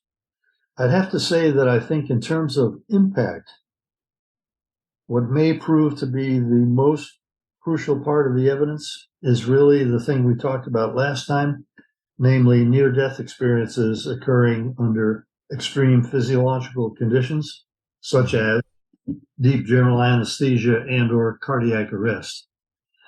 The reason being, these are cases that appear to occur under conditions that virtually all neuroscientists currently believe are necessary for conscious experience of any kind. And they come out of the absolute heartland of contemporary biomedical science. We are getting better and better at retrieving people from the borderland of death. Yeah. And as we do so, we're turning up more and better cases of this type. And I think that fact will eventually become irresistible to the scientific community. Mm. What element of again, the body of evidence for survival, do you think there's an element that's maybe lesser known, that should be more known, should be more talked about, even within kind of people that are already interested in this topic? But do you think there's something that maybe, not enough people know about or talk about? Well, the evidence for survival is way more extensive than most people have any idea. And the first thing I would say about this is that nobody should really participate in a serious academic type conversation about the subject who hasn't made a serious attempt to familiarize him or herself with that evidence in some degree of depth. Yeah. It's plenty accessible. Find pointers to it all over the place. There's a lot of it. I mean, hundreds of thousands of pages of papers and books written by serious, scientifically minded persons like William James. James himself, by the way, I think was uncommitted as to survival. He was entirely committed as to the reality of psi phenomena and said so in the final, last published essay in his lifetime. Yeah. An essay that's been widely misquoted, misunderstood by people who didn't want to take James's interest in the subject seriously. There's a volume of William James's collected papers specifically devoted to his publications in psychical research. It was written by the brother of a philosopher. I can't think of his name. The person originally approached with the task declined to do it because he's one of these people who kind of mystified by James's interest in psychical research and embarrassed by it almost. But his brother took it seriously, and he produced this volume, which is great, and includes a number of James's exchanges with prominent scientists of his time who did things that he found disreputable and told him so. Sometimes in print, sometimes in private correspondence. But it's great stuff, and it's a one-stop source for all of James's thinking about everything to do with psychical research. Wow, fascinating. Yeah, because I guess not enough people realize that he was so interested in all of this stuff either. I was going to ask you this. I think you already answered it at the start of this was one of the questions I was most looking forward to asking you. But yeah, I think you've already answered it. So I was going to ask you, based on your interview with John Cleese that's on YouTube, which I thought was a great watch, and I'll leave the link in the description for anybody that wants to have a look at it. But he asked you at one point about like out-of-body experiences, and you said that you would have loved to conduct an experiment on out-of-body experiences to specifically try and find out whether something actually does leave the body. And you said that you'd talked about it in the department, and there'd kind of been thoughts about it, and maybe had a half-written proposal at best. Was that that's the experiment that you talked about earlier then, with the separate room and putting things in there? Something that John has long expressed interest in, and I think they'll probably fund that experiment if we find some good subjects. Oh, cool. Work with, that would be great. If there were people watching that felt like they had that ability, because I know you mentioned you want to go to the Monroe Institute and potentially find people there, but if there were people watching that felt they had this really strong ability to get out of body and you know that stuff, would you be open to talking to people not via the Monroe Institute to potentially engage in that study? Oh, absolutely. Yeah, please, by all means, try to get in touch with me through DOPS. There's a Google DOPS UVA. You'll go right to the website and be able to find a way to contact me through that. Or maybe you can provide a link or something. Yeah. Or if anybody can comment here and I can kind of facilitate, or they can, email me or whatever, and I'll make sure people get to you. But yeah, I was just thinking that because I imagine there will be maybe, some people listening to this that have that ability potentially. Yeah. So, I would say it's our probably highest priority experiment going forward if we can find the right people to work with. Yeah, I mean, it's definitely one of the most fascinating, and it's going to be one that really grabs people's attention, which might help with funding and stuff in the future as well, by grabbing more people into these topics. But yeah, that's it's a really fascinating one. So you want to look to see if they are able to tell you what was in the room, but you said as well maybe having some sensory equipment in there to figure out if something has come in. Stuff like low light cameras, for example, highly sensitive stuff. And let me just mention another example of the sort of thing that would be of interest to us. There was a guy at the American Society for Psychical Research years ago, Carlos Osis, who studied some people who could do out-of-body experience. And they created a device, a target display device, that would sort of randomly assemble selections of properties, selected properties of three different kinds, combine them, make the target, and then display it inside a box such that you could only see the target if you were in the normal way. If you were looking from a specific point in space into this apparatus, it was really quite clever the way they did it. And this particular person did have some amount of success with that. It's not overwhelming, but hey, there was some degree of success. And there were some changes in the behavior of a random number generator that assembled the target as the experience was occurring. So we would be building on that small historical tradition, trying to find additional sorts of devices. We might have, for example, a kind of pathway to the viewing position where the target could be seen, and have light beams across that pathway that we could tell if it was being interrupted or blocked or deflected in some way. Yeah. That sort. That's fascinating. Yeah, but, no great technical barriers there of any kind. Yeah. So it's just have this unusual physical setup with the remote satellite area for our lab. So we really could learn a lot at both ends of such an experiment, a whole lot that hasn't been seen before. And your friend that you want to get back in to do some of the other tests with, some of like like the not cards you said with the machine, but that kind of thing. Have you ever spoken to him, like whether he has that ability, whether he's able to leave his body at will or anything like that? He has had the experience, but not at will. Yeah. Yeah, interesting. Wow, that is fascinating. I can't wait to see how that experiment unfolds, like when that happens. Yeah, me too.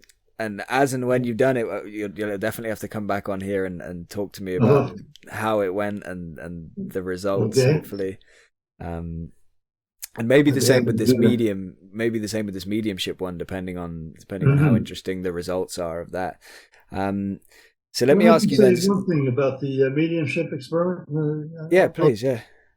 I mean, this is just a kind of a tidbit so far. We had one totally unexpected thing occurred with one of the mediums. There's a kind of baseline section of each session where we just kind of get a look at what the EEG looks like today for comparison with whatever happens later on. And late in the course of this baseline period, suddenly both our EEG system and the FNIR system, this optical spectroscopy thing, both of them went crazy. And huge excursions in these signals. And so after the whole session was over, we asked her, what was going on there towards the end of the baseline? Well, for the first time, she told us that she did a procedure that she normally does before the experiment, which is intended to open her up to the other side. Mm. Now, these changes, I can't speak for the FNIRS part. We're still working on that. But I can tell you that the EEG changes were of a sort that I have never seen before in any human EEG record. I know things that are quite similar, not quite that dramatic, that were studied by a Russian neuroscientist decades ago. It has enormous DC shifts in the EEG. And interestingly enough, they were confined to a subset of channels. And this is important because there's strong evidence, I think, that this is not any kind of an artifact, but something that actually happened inside her head that we will be hard pressed to explain in conventional physiological terms. Yeah. Anyway, like a little subtopic within the general study of these mediums.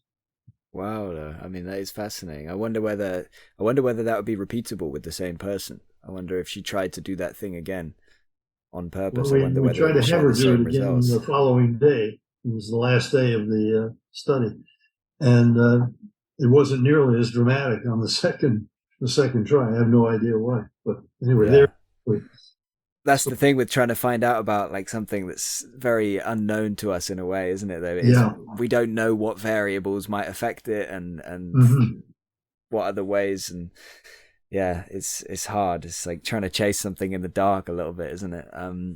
Yeah. Well, let me just mention since we're on this Russian lady, Alajalova.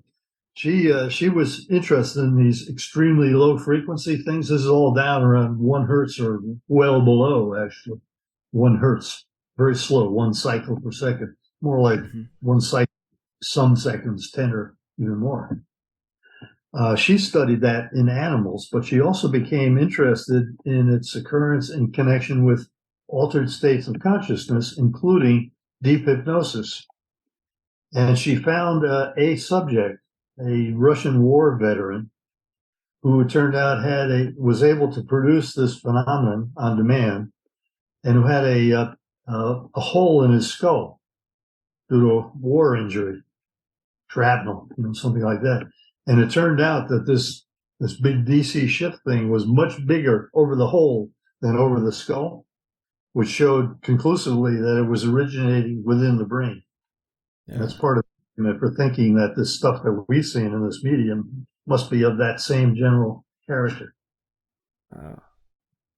Yeah, that's fascinating.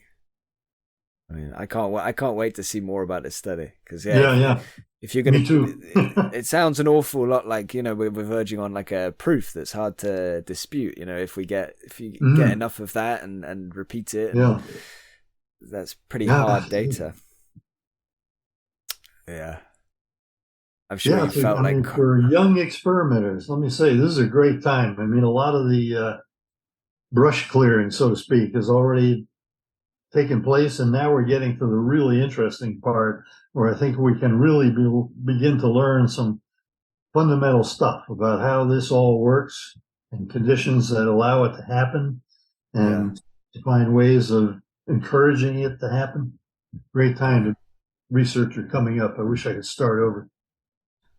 And imagine over the coming decades as well, like once it's more accepted and more allowed, less stigmatized, less of a taboo.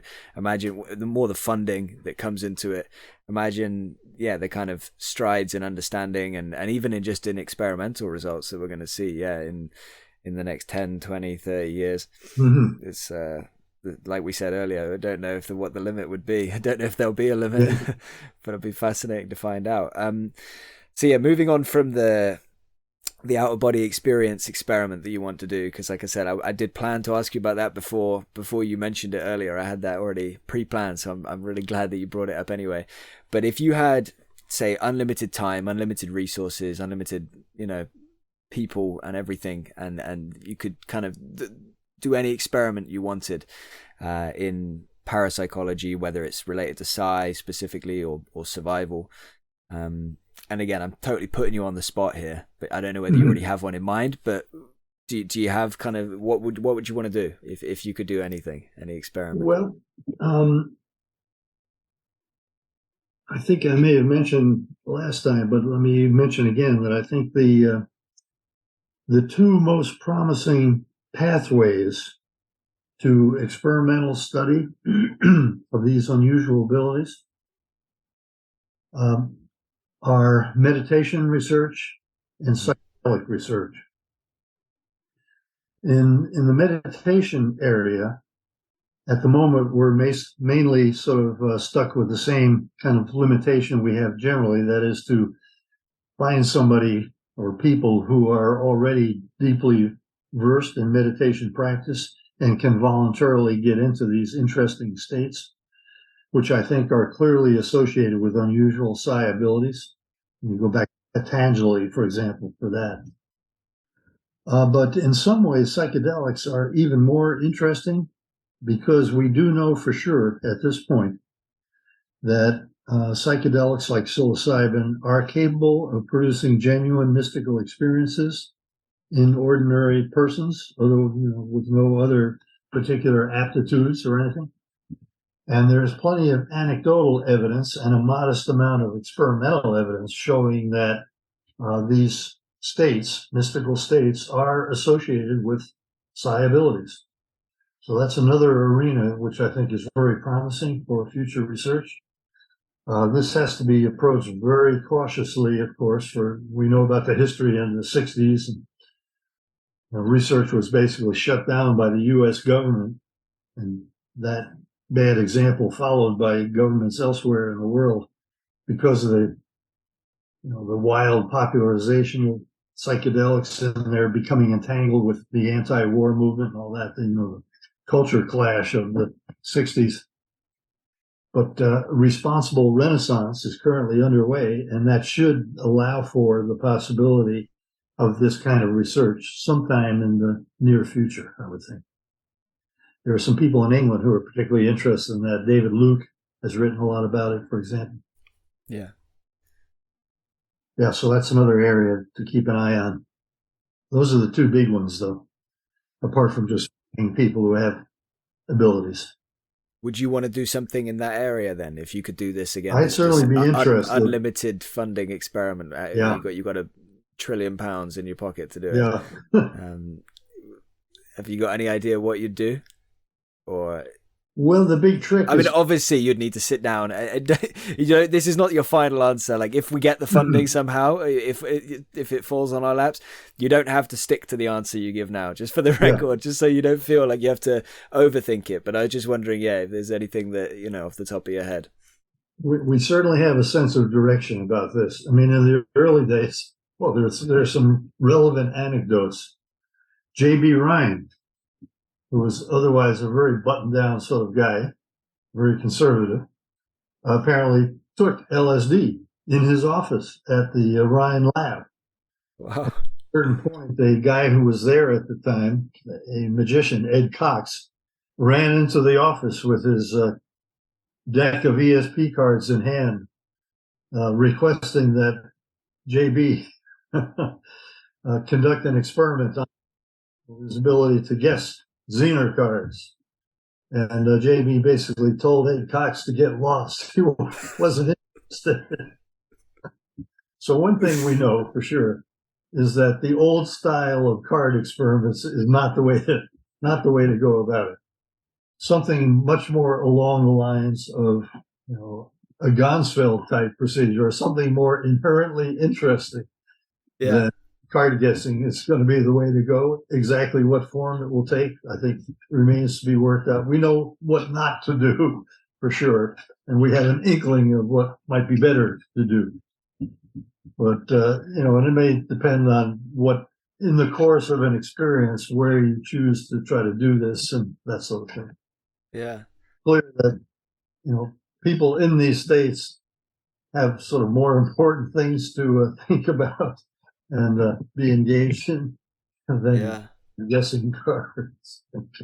I wonder, like, which of the states and which of the psychedelics would be, if there's going to be Uh, differences in like which is the best to put to be able to mhm. enhance psi abilities or whatever, Yeah. like whether it's going to be, for example, meditation versus hypnosis, and then on the other side you'd have like, yeah, like you say, magic mushrooms. I was trying to pronounce the psilocybin, but I wasn't getting it right this time, so I just went for magic mushrooms, or LSD. Like these different. Mhm. I, Yeah, we just don't know. no. Ayahuasca, this Mm, brew in the Amazon jungle, yeah. it's a really interesting one because it certainly has the specific association with psi abilities. Mm, So that's probably a good place to look. It's really interesting too, that I mean, you have to wonder how many dead Amazonian inhabitants there are because it relies on this astonishing combination of two plants. One of which is in the brew because it suppresses what would otherwise be the destruction of the active ingredient by the what goes on in the gut. mm. The plants told them, and my psychedelics neuroscience colleague David Presti out in Berkeley takes that semi-seriously. Maybe the plants did. Yeah. Yeah. Yeah. I remember hearing that. It's a fascinating thing. Maybe they did. Maybe they did. Or maybe they took a different plant and then then the plants, yeah, came through. Like there's other, like peyote and stuff. I don't know exactly Yeah. in detail, but yeah, fascinating. Um, let's finish off. I'll give you a couple of kind of topics. Maybe you can just riff for a minute or two on them, like kind of a semi quick fire few questions, and then just one or two things, and we'll wrap it up. But I won't keep you too much longer. Um, we just talked about psychedelics. What are your thoughts on healing, like energy healing and healing via non-traditional means? Mm-hmm. There's Yeah, loads this of, is I a guess, different ways of yeah, terminology, but yeah, go on. it's an interesting and certainly practically very important subject. On the other hand, there's a vast amount of kind of nonsense about it in the literature, particularly the popular literature. Mm-hmm. It requires special care from a scientific, academic kind of point of view. There's no doubt that all kinds of unusual healing things occur. Many of them might fall under the category of placebo effects, in which a person, who ardently believes that something good is going to happen, has something Mm-hmm. good happen. But it's hard to know who's really responsible. Is it the healer or the person himself and that sort of thing? Yeah. It's especially difficult in any situation where the healer is in direct contact with the healee, the patient, because it's hard to know who's doing what. Yeah. There is a small but growing literature. We've tried to stay away from it, to tell you the truth, so far, mainly for practical reasons. It would not be possible to do, we think, to carry out a real healing study at our university had Mm. we not already published something in the area of psychokinesis that we could use as justification to the IRB for carrying out such a study. Otherwise, I think they'd simply refuse to go along with it. Yeah. We are trying to sort of get a toe in the water, so to speak, in a kind of indirect way. My engineering colleague, Ross Dunseith, is trying to do a small project in this area down at TMI, the Monroe Institute. And let me say first that this is the kind of person that should be doing this sort of research because you really have to know about things like electric fields and so on in order to be able to distinguish anything, quote, subtle or paranormal from other possibilities of a normal type. Mm-hmm. That came to light years ago when we were at Duke still. One of our colleagues, Bill Joynes, an electrical engineer, became interested in Kirlian photography, this high voltage photography process. A lot of claims were going around at the time, and there's related things going on now. that these were pictures of, the subtle bodies, for example, of leaves. That you put a leaf on this plate, take a picture, cut the leaf in half, take half a leaf away, take another picture, and the whole leaf picture is still there. Aha, that's the subtle body of the leaf. Well, he showed that that is not the case, that there is charge deposited on the plate when you take the first photograph, and it stays there unless you wipe the plate beforehand. That's why you see the same thing on the second picture. Stuff like that. Yeah. So you got to be technically up to snuff in order to pursue this kind of research with the appropriate caution. Anyway, what Ross is doing, he's trying to replicate some work that was done by Elmer Green at the Miniger Foundation back in the 70s, in which Elmer found some people, self-described healers, who could generate anomalous voltages on the walls of a specially constructed room, even though they were insulated electrically from the ground and all that. Ross has built a small replica of that setup and has found that, yes, indeed, again, some people, almost invariably self-described healers, unlike ordinary folks, can produce these anomalous voltages on these copper walls surrounding his little contraption. Wow. So he's, what is this? No one has the slightest idea how these things get generated. Yeah. What it is generates them. But there's a vehicle with which to study that process. Wow. That's really about all I dare to say about the subject at the moment. It's really a hot potato. It's kind of in the same territory as, Eusapia Palladino or Uri Geller. Yeah. There's lots of crazy stuff. Yeah. But you think there's probably a certain percentage of it that is seemingly genuine. Yeah. Yeah. I mean, there's quite a big literature now about, quote, miraculous healings, including some by physicians who have investigated the reports of this committee that the Catholic Church has, for vetting cases that occur at Lourdes. And some of those go way beyond anything that medical science can pretend to understand. Yeah. What can be understood in some alternative way remains really to be seen. Yeah. Yeah, because if you look at religion, then there's lots of psi phenomena and things like that that have been happening for lots of... Yeah, and especially in the Catholic Church, by the way. And the unique thing about Catholicism, this is not a brief for Catholicism, but they have this kind of complicated, very legalistic, Roman-type process for investigating miracles as part of the canonization business. And because of that, I mean, all religions have cases of the same types, but the church is the only one that has something resembling, documented evidence, carefully in terms of the quality of the evidence and the witnesses and all that sort of thing. Yeah. And it was really Protestantism, as part of its revolt against Catholicism, was to really kind of suppress that whole side of the Catholic religion, anyhow. I think there's probably a lot that religion got right in a sense, like they all have like miracles and it seems like I've seen studies that say there's something to prayer, and there's probably, and survival is obviously an element of religion. Maybe it's just been kind of miscategorized by humans throughout the years, and I mean, I don't know the full history of it. I do want to talk to somebody at some point about more in detail about the history of religions and things like that, because I do think there's Jeff Kripal.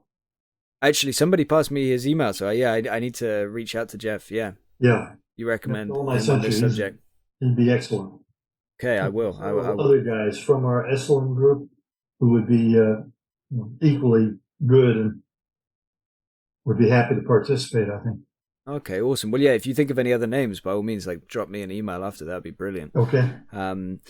To stay on kind of a slightly religious-y topic, then I'll ask you just again in brief, just a couple of minutes, just your thoughts on after we die, after we transition. Is there an element of like karma or judgment, or good versus evil and being judged for how we lived our life. Is there an element of that? Do you think there might be an element of that? Again, I know we're speculation, but we have to do a bit. Well, it of course makes a great deal of sense, as many people have pointed out, if there were such a system. Yeah. In fact, it's almost too easy to explain anything that happens now in terms of something that may or may not have happened in the past. But it opens the possibility of generating such explanations. The difficulties of verifying them remain. And to my knowledge, there's really extremely little in the literature, in the scientific literature, that supports the existence of such a system. In fact, Ian Stevenson, for example, even commented that he saw no sign of it so far in the rebirth case database, or in the mediumistic literature, for that matter. There was a famous, what's called a drop-in case, a mediumistic case, of a man named Runke, who had sort of bad character in life and apparently continued to have all of bad dispositions on the other side. He wanted booze and cigars. Yeah. So, and that was a drop-in with Indridi, wasn't it? Indridi Indridson. Yeah. Yeah, there was some fascinating. He was incredible, from what I can understand from the limited stuff I've read and researched about him. Like, some of the drop-in cases were unbelievable with that. But you don't think there's any kind of you haven't seen any compelling or enough compelling research and things like that to make you think that there is necessarily. Obviously, you're not ruling it out. Not ruling it out, but not convinced. Yeah, interesting. I mean, it's like you said, it kind of makes too much sense in a way, and like nothing else seems to make sense. Everything else seems to be bizarre and hard to wrap our head around. So why would that all of a sudden conform to our sense of logic and the basic question, Myers' question, is the universe friendly?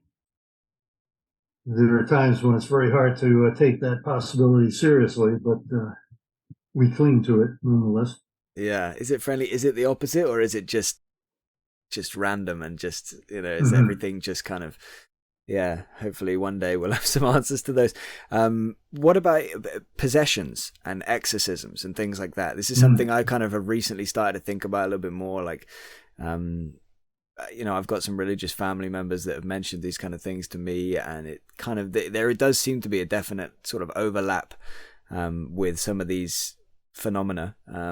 So again, have you ever looked into that in any great detail? Have you ever talked to people about that? What are your thoughts on it?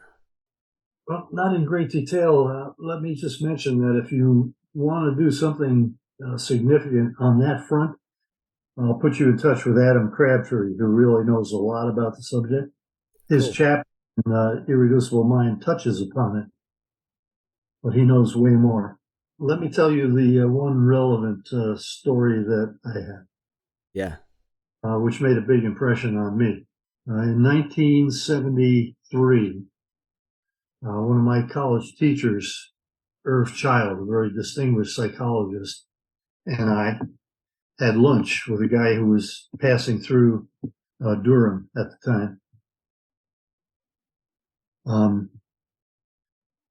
He was a Jesuit and a high-ranking person in the exorcism business in the church. He had been a consultant to the film The Exorcist. We asked him about his experience. He said that in the course of his career, about 1,000 cases had been referred to him. Of those, he thought probably 900 were just pure psychopathology. Mm-hmm. The rest contains some sort of an element that he had to take seriously as being suggestive of something paranormal.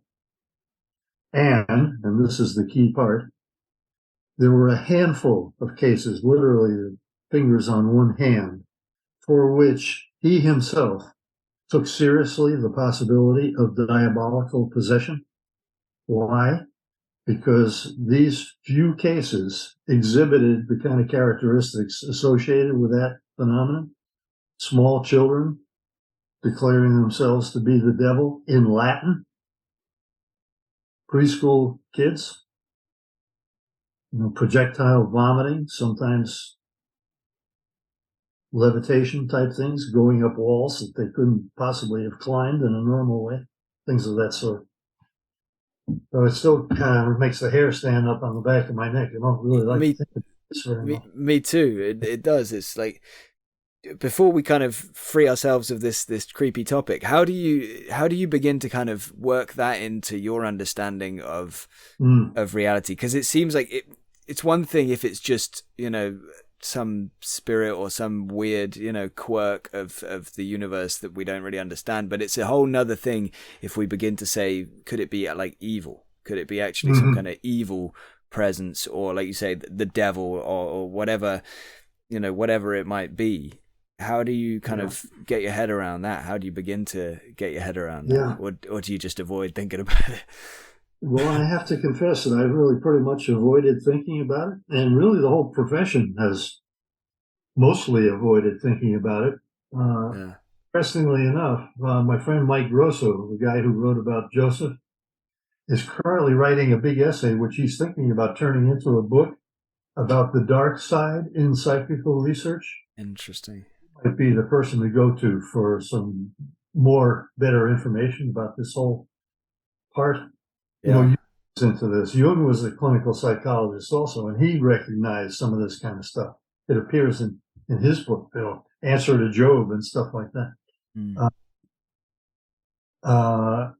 But Myers was not. Myers was a classicist, and Myers was really his eyes were constantly elevated heavenward, the upward striving aspects of human beings. He recognized that, people could differ from the norm in the dark direction as well as the light direction, but he didn't get involved with that very much himself.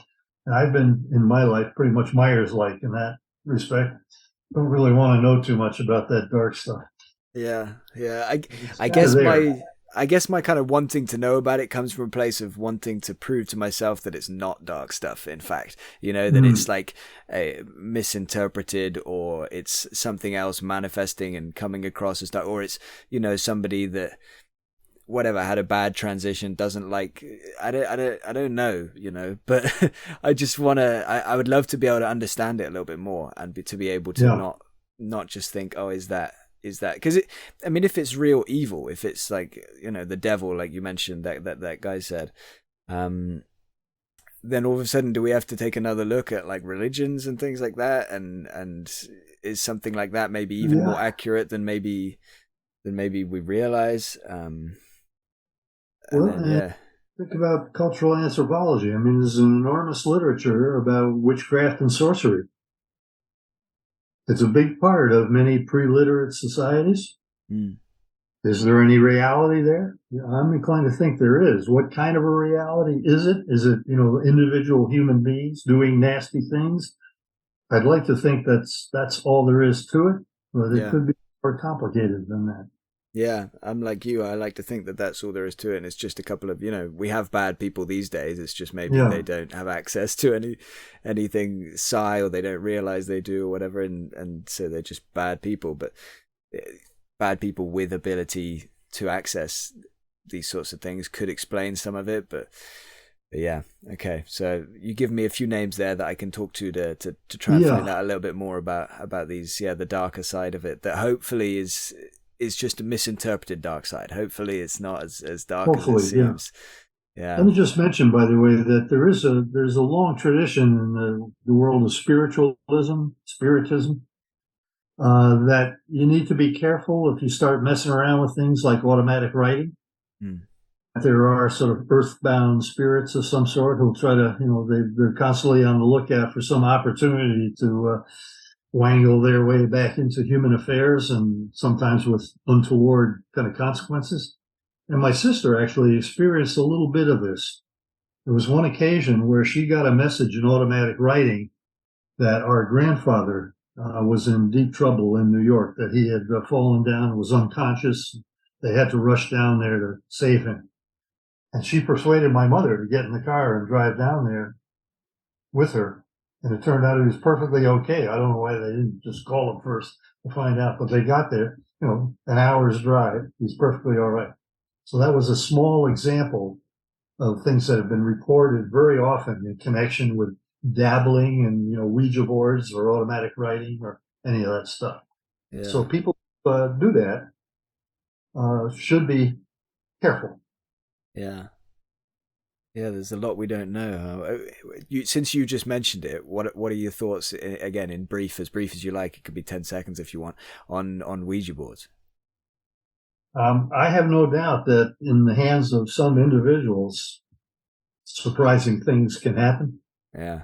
One of the best examples, we talked about it in the Genius Irreducible Mind. I can't even think of the guy's name now, but a very famous modern American poet worked with his partner on a Ouija board, and they both had to be there in order for the good stuff to emerge. But that's how a lot of his poetry got written, with the aid of a Ouija board. Oh, wow. That's wild. Yeah, before I ever kind of became open-minded to psi, to parapsychology, to survival, all of this kind of stuff. Even before that, I was very much like, I'm just never going to mess with a Ouija board. Like, enough stories drop down through the family and friends, and I'm just like, yeah, like rumor and hearsay and everything. But it's just like, I just don't want to, I just don't want to find out. But yeah, again, fascinating and mysterious. It's an example of a psychological automatism. Something that's driven by a part of our psyche that we're not normally in touch with, but can do surprising things. Yeah. Wow. To change pace a little bit before we kind of begin to wrap this up, I just wanted to get your, again, as brief as you like, or a little bit longer if you want, up to you, your thoughts on UFOs, the UAP phenomenon. Again, very different to what we've been talking about, but it's like another element of what I explore on this podcast. And I know it's not your area, so just your opinions, I'm just interested. Mm-hmm. Well, let me start by saying that I'm largely ignorant of the subject by choice. I think it's fair to say that most people involved in psychical research are aware that there's some interconnection between these subjects, but we've chosen to keep it at arm's length for the political reason that there's a lot of craziness there as well. We've got enough trouble dealing with the main part of our subject matter and choose to avoid being associated with something that might hurt us even more. It's a bit like Freud, his biographer, Ernest Jones, basically convinced Freud to kind of stay away from psychical research for most of his career, even though Freud was privately very interested in it and actually wrote some positive essays about it. For the most part, he steered clear. We're the same way with respect to ufology, and they have the same attitude toward us, I think, for the most. That's what I was going to say. There's a big chunk of that world that are very much, they don't want anything that's called kind of woo, anything that's like consciousness and science. All like, oh no, I'm a nuts and bolts UFO person. And then on the other side, like you just said, you've got the people who do the psi research and things like that don't want to be associated. But yeah, interesting. Jung wrote a book about it. Jung saw the connection and wrote a little book about the subject. Mike Grosso is very interested in that, by the way. Really? They're both interested in it. Yeah. Oh, well, I didn't realize Mike Grosso had so many overlapping interests. So yeah, we're going to have an interesting conversation, hopefully. One of I guess the penultimate question I want to ask you is just whether you have had any first-hand experiences yourself of like either psi phenomena or anything, if you ever seen a UFO or anything to do with survival. I know you obviously had your friend that you want to get back into do some experiments live with you, and that's kind of firsthand. But I mean, anything else or anything directly that you have either done or precognition or anything at all like that? My life as an experimenter is greatly simplified by not having much, if any, ability. I've done enough with that 4-button machine myself to think that I could probably score a very modest level of success, consistently enough for it to be measured, but nothing on the scale of my friend Bill. And that's a good thing for me as an experimenter. simplifies decision about who's doing what, in an experiment. Yeah. Um, I guess there are two things I would mention just briefly. The thing that first really opened me up to the ideas that I later encountered in Myers was some experiences I had on the way home from Europe in 1963. I was on a student ship, and I got into a good sample of hashish, and at a certain point started feeling quite uncomfortable and went to my room, my cot, flopped in it, and proceeded to have the most intense waking visual imagery of my entire life, and that remains true today. Wow. And I mean, what it showed me at the time was that there were resources in myself somewhere that I had no prior inkling. This was vastly more intense than the most intense dream I'd ever had. And I was having it being wide awake. So that was a real kind of revelation. Wow. I mean, in respect, it seems to me I had a kind of rude introduction to the imaginal realm as described by Henri Corbin, people like that. And that's stuck with me ever since. It was a proof, hey, there's stuff inside there somewhere that you don't know much about, but it's in there, buddy. Yeah.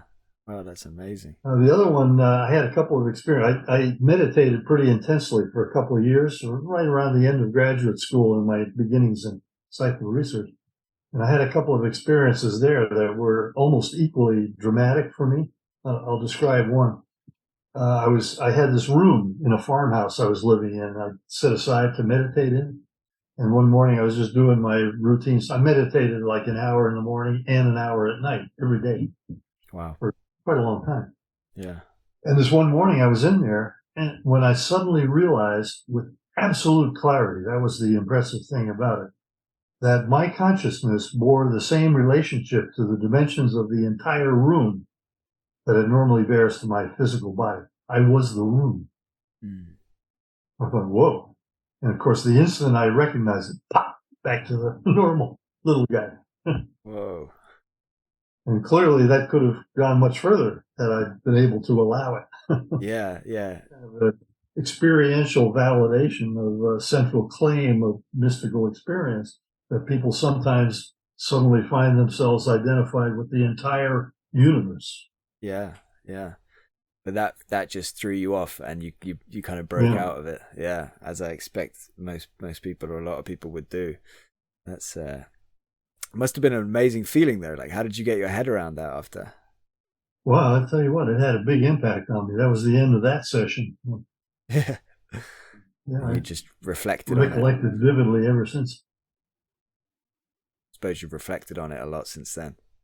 Yeah. And what about with the imagery when you broke into the hashish?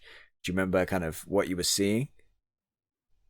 Well, yeah, there was a sequence of things actually. First, I had my eyes closed and I was looking out over this like a wheat field in Kansas or something of that sort, big flat area with this grain in it, and it was on fire. And I thought, geez, that's kind of a reflection of my state. I was sort of agitated at the time. And then suddenly I found myself up in the air. I was looking down at it. And I thought, gee, I could probably go pretty much anywhere. And then I suddenly found myself way up in the sky over the Nazi meeting hall in Nuremberg. I could recognize it. I'd seen pictures of it. In fact, I had been reading Schirer's book, The Rise and Fall of whatever it's called. The Third Reich. I can't remember the title. Anyway, I thought, well, maybe I could get closer. And I no sooner thought that than I was standing on the ground inside that hall where they were having a meeting of one of those typical things like you see in Leni Riefenstahl's movie about the triumph of the will. It was just like that. It was something right out of that. But I was there. hearing all the noise and smelling these sweaty guys in their leather suits and stuff like that. And it was terrifying, and at the same time, kind of,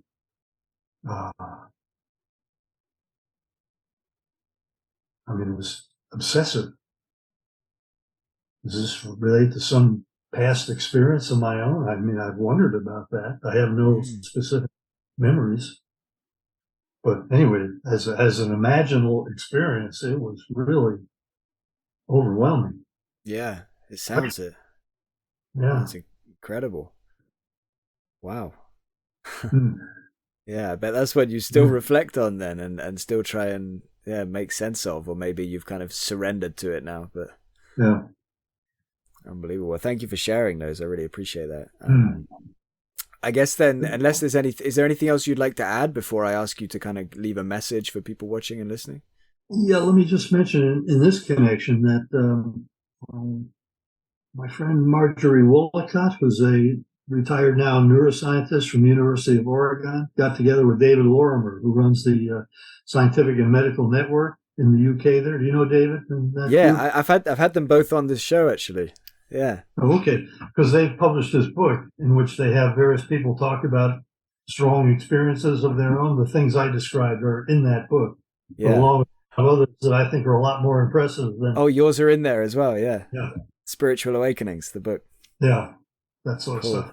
Oh, yeah, excellent. Yeah, I know there's loads of people in that book that I've kind of come across, and I didn't realize you were in there, actually. I think there's probably going to be lots of people like that I didn't realize this person was in the book, and and she's a great one, by the way. I mean, she, you know her story about the peacock feather and Swami Muktananda and all that? Yeah, she told it on the show, yeah. Yeah, oh, good. Yeah, she's brilliant, and so is David. Like, he's probably read more books than anybody I've ever spoken to in my life, David Lorimer. Yeah, she's a worker. yeah, they're both great. But no, I haven't read the book, but it's one I want to get to at some point. That the Spiritual Awakenings. It does seem fascinating. It's all about how academics like yourself first kind of had their mind open to these phenomena, right? Yeah.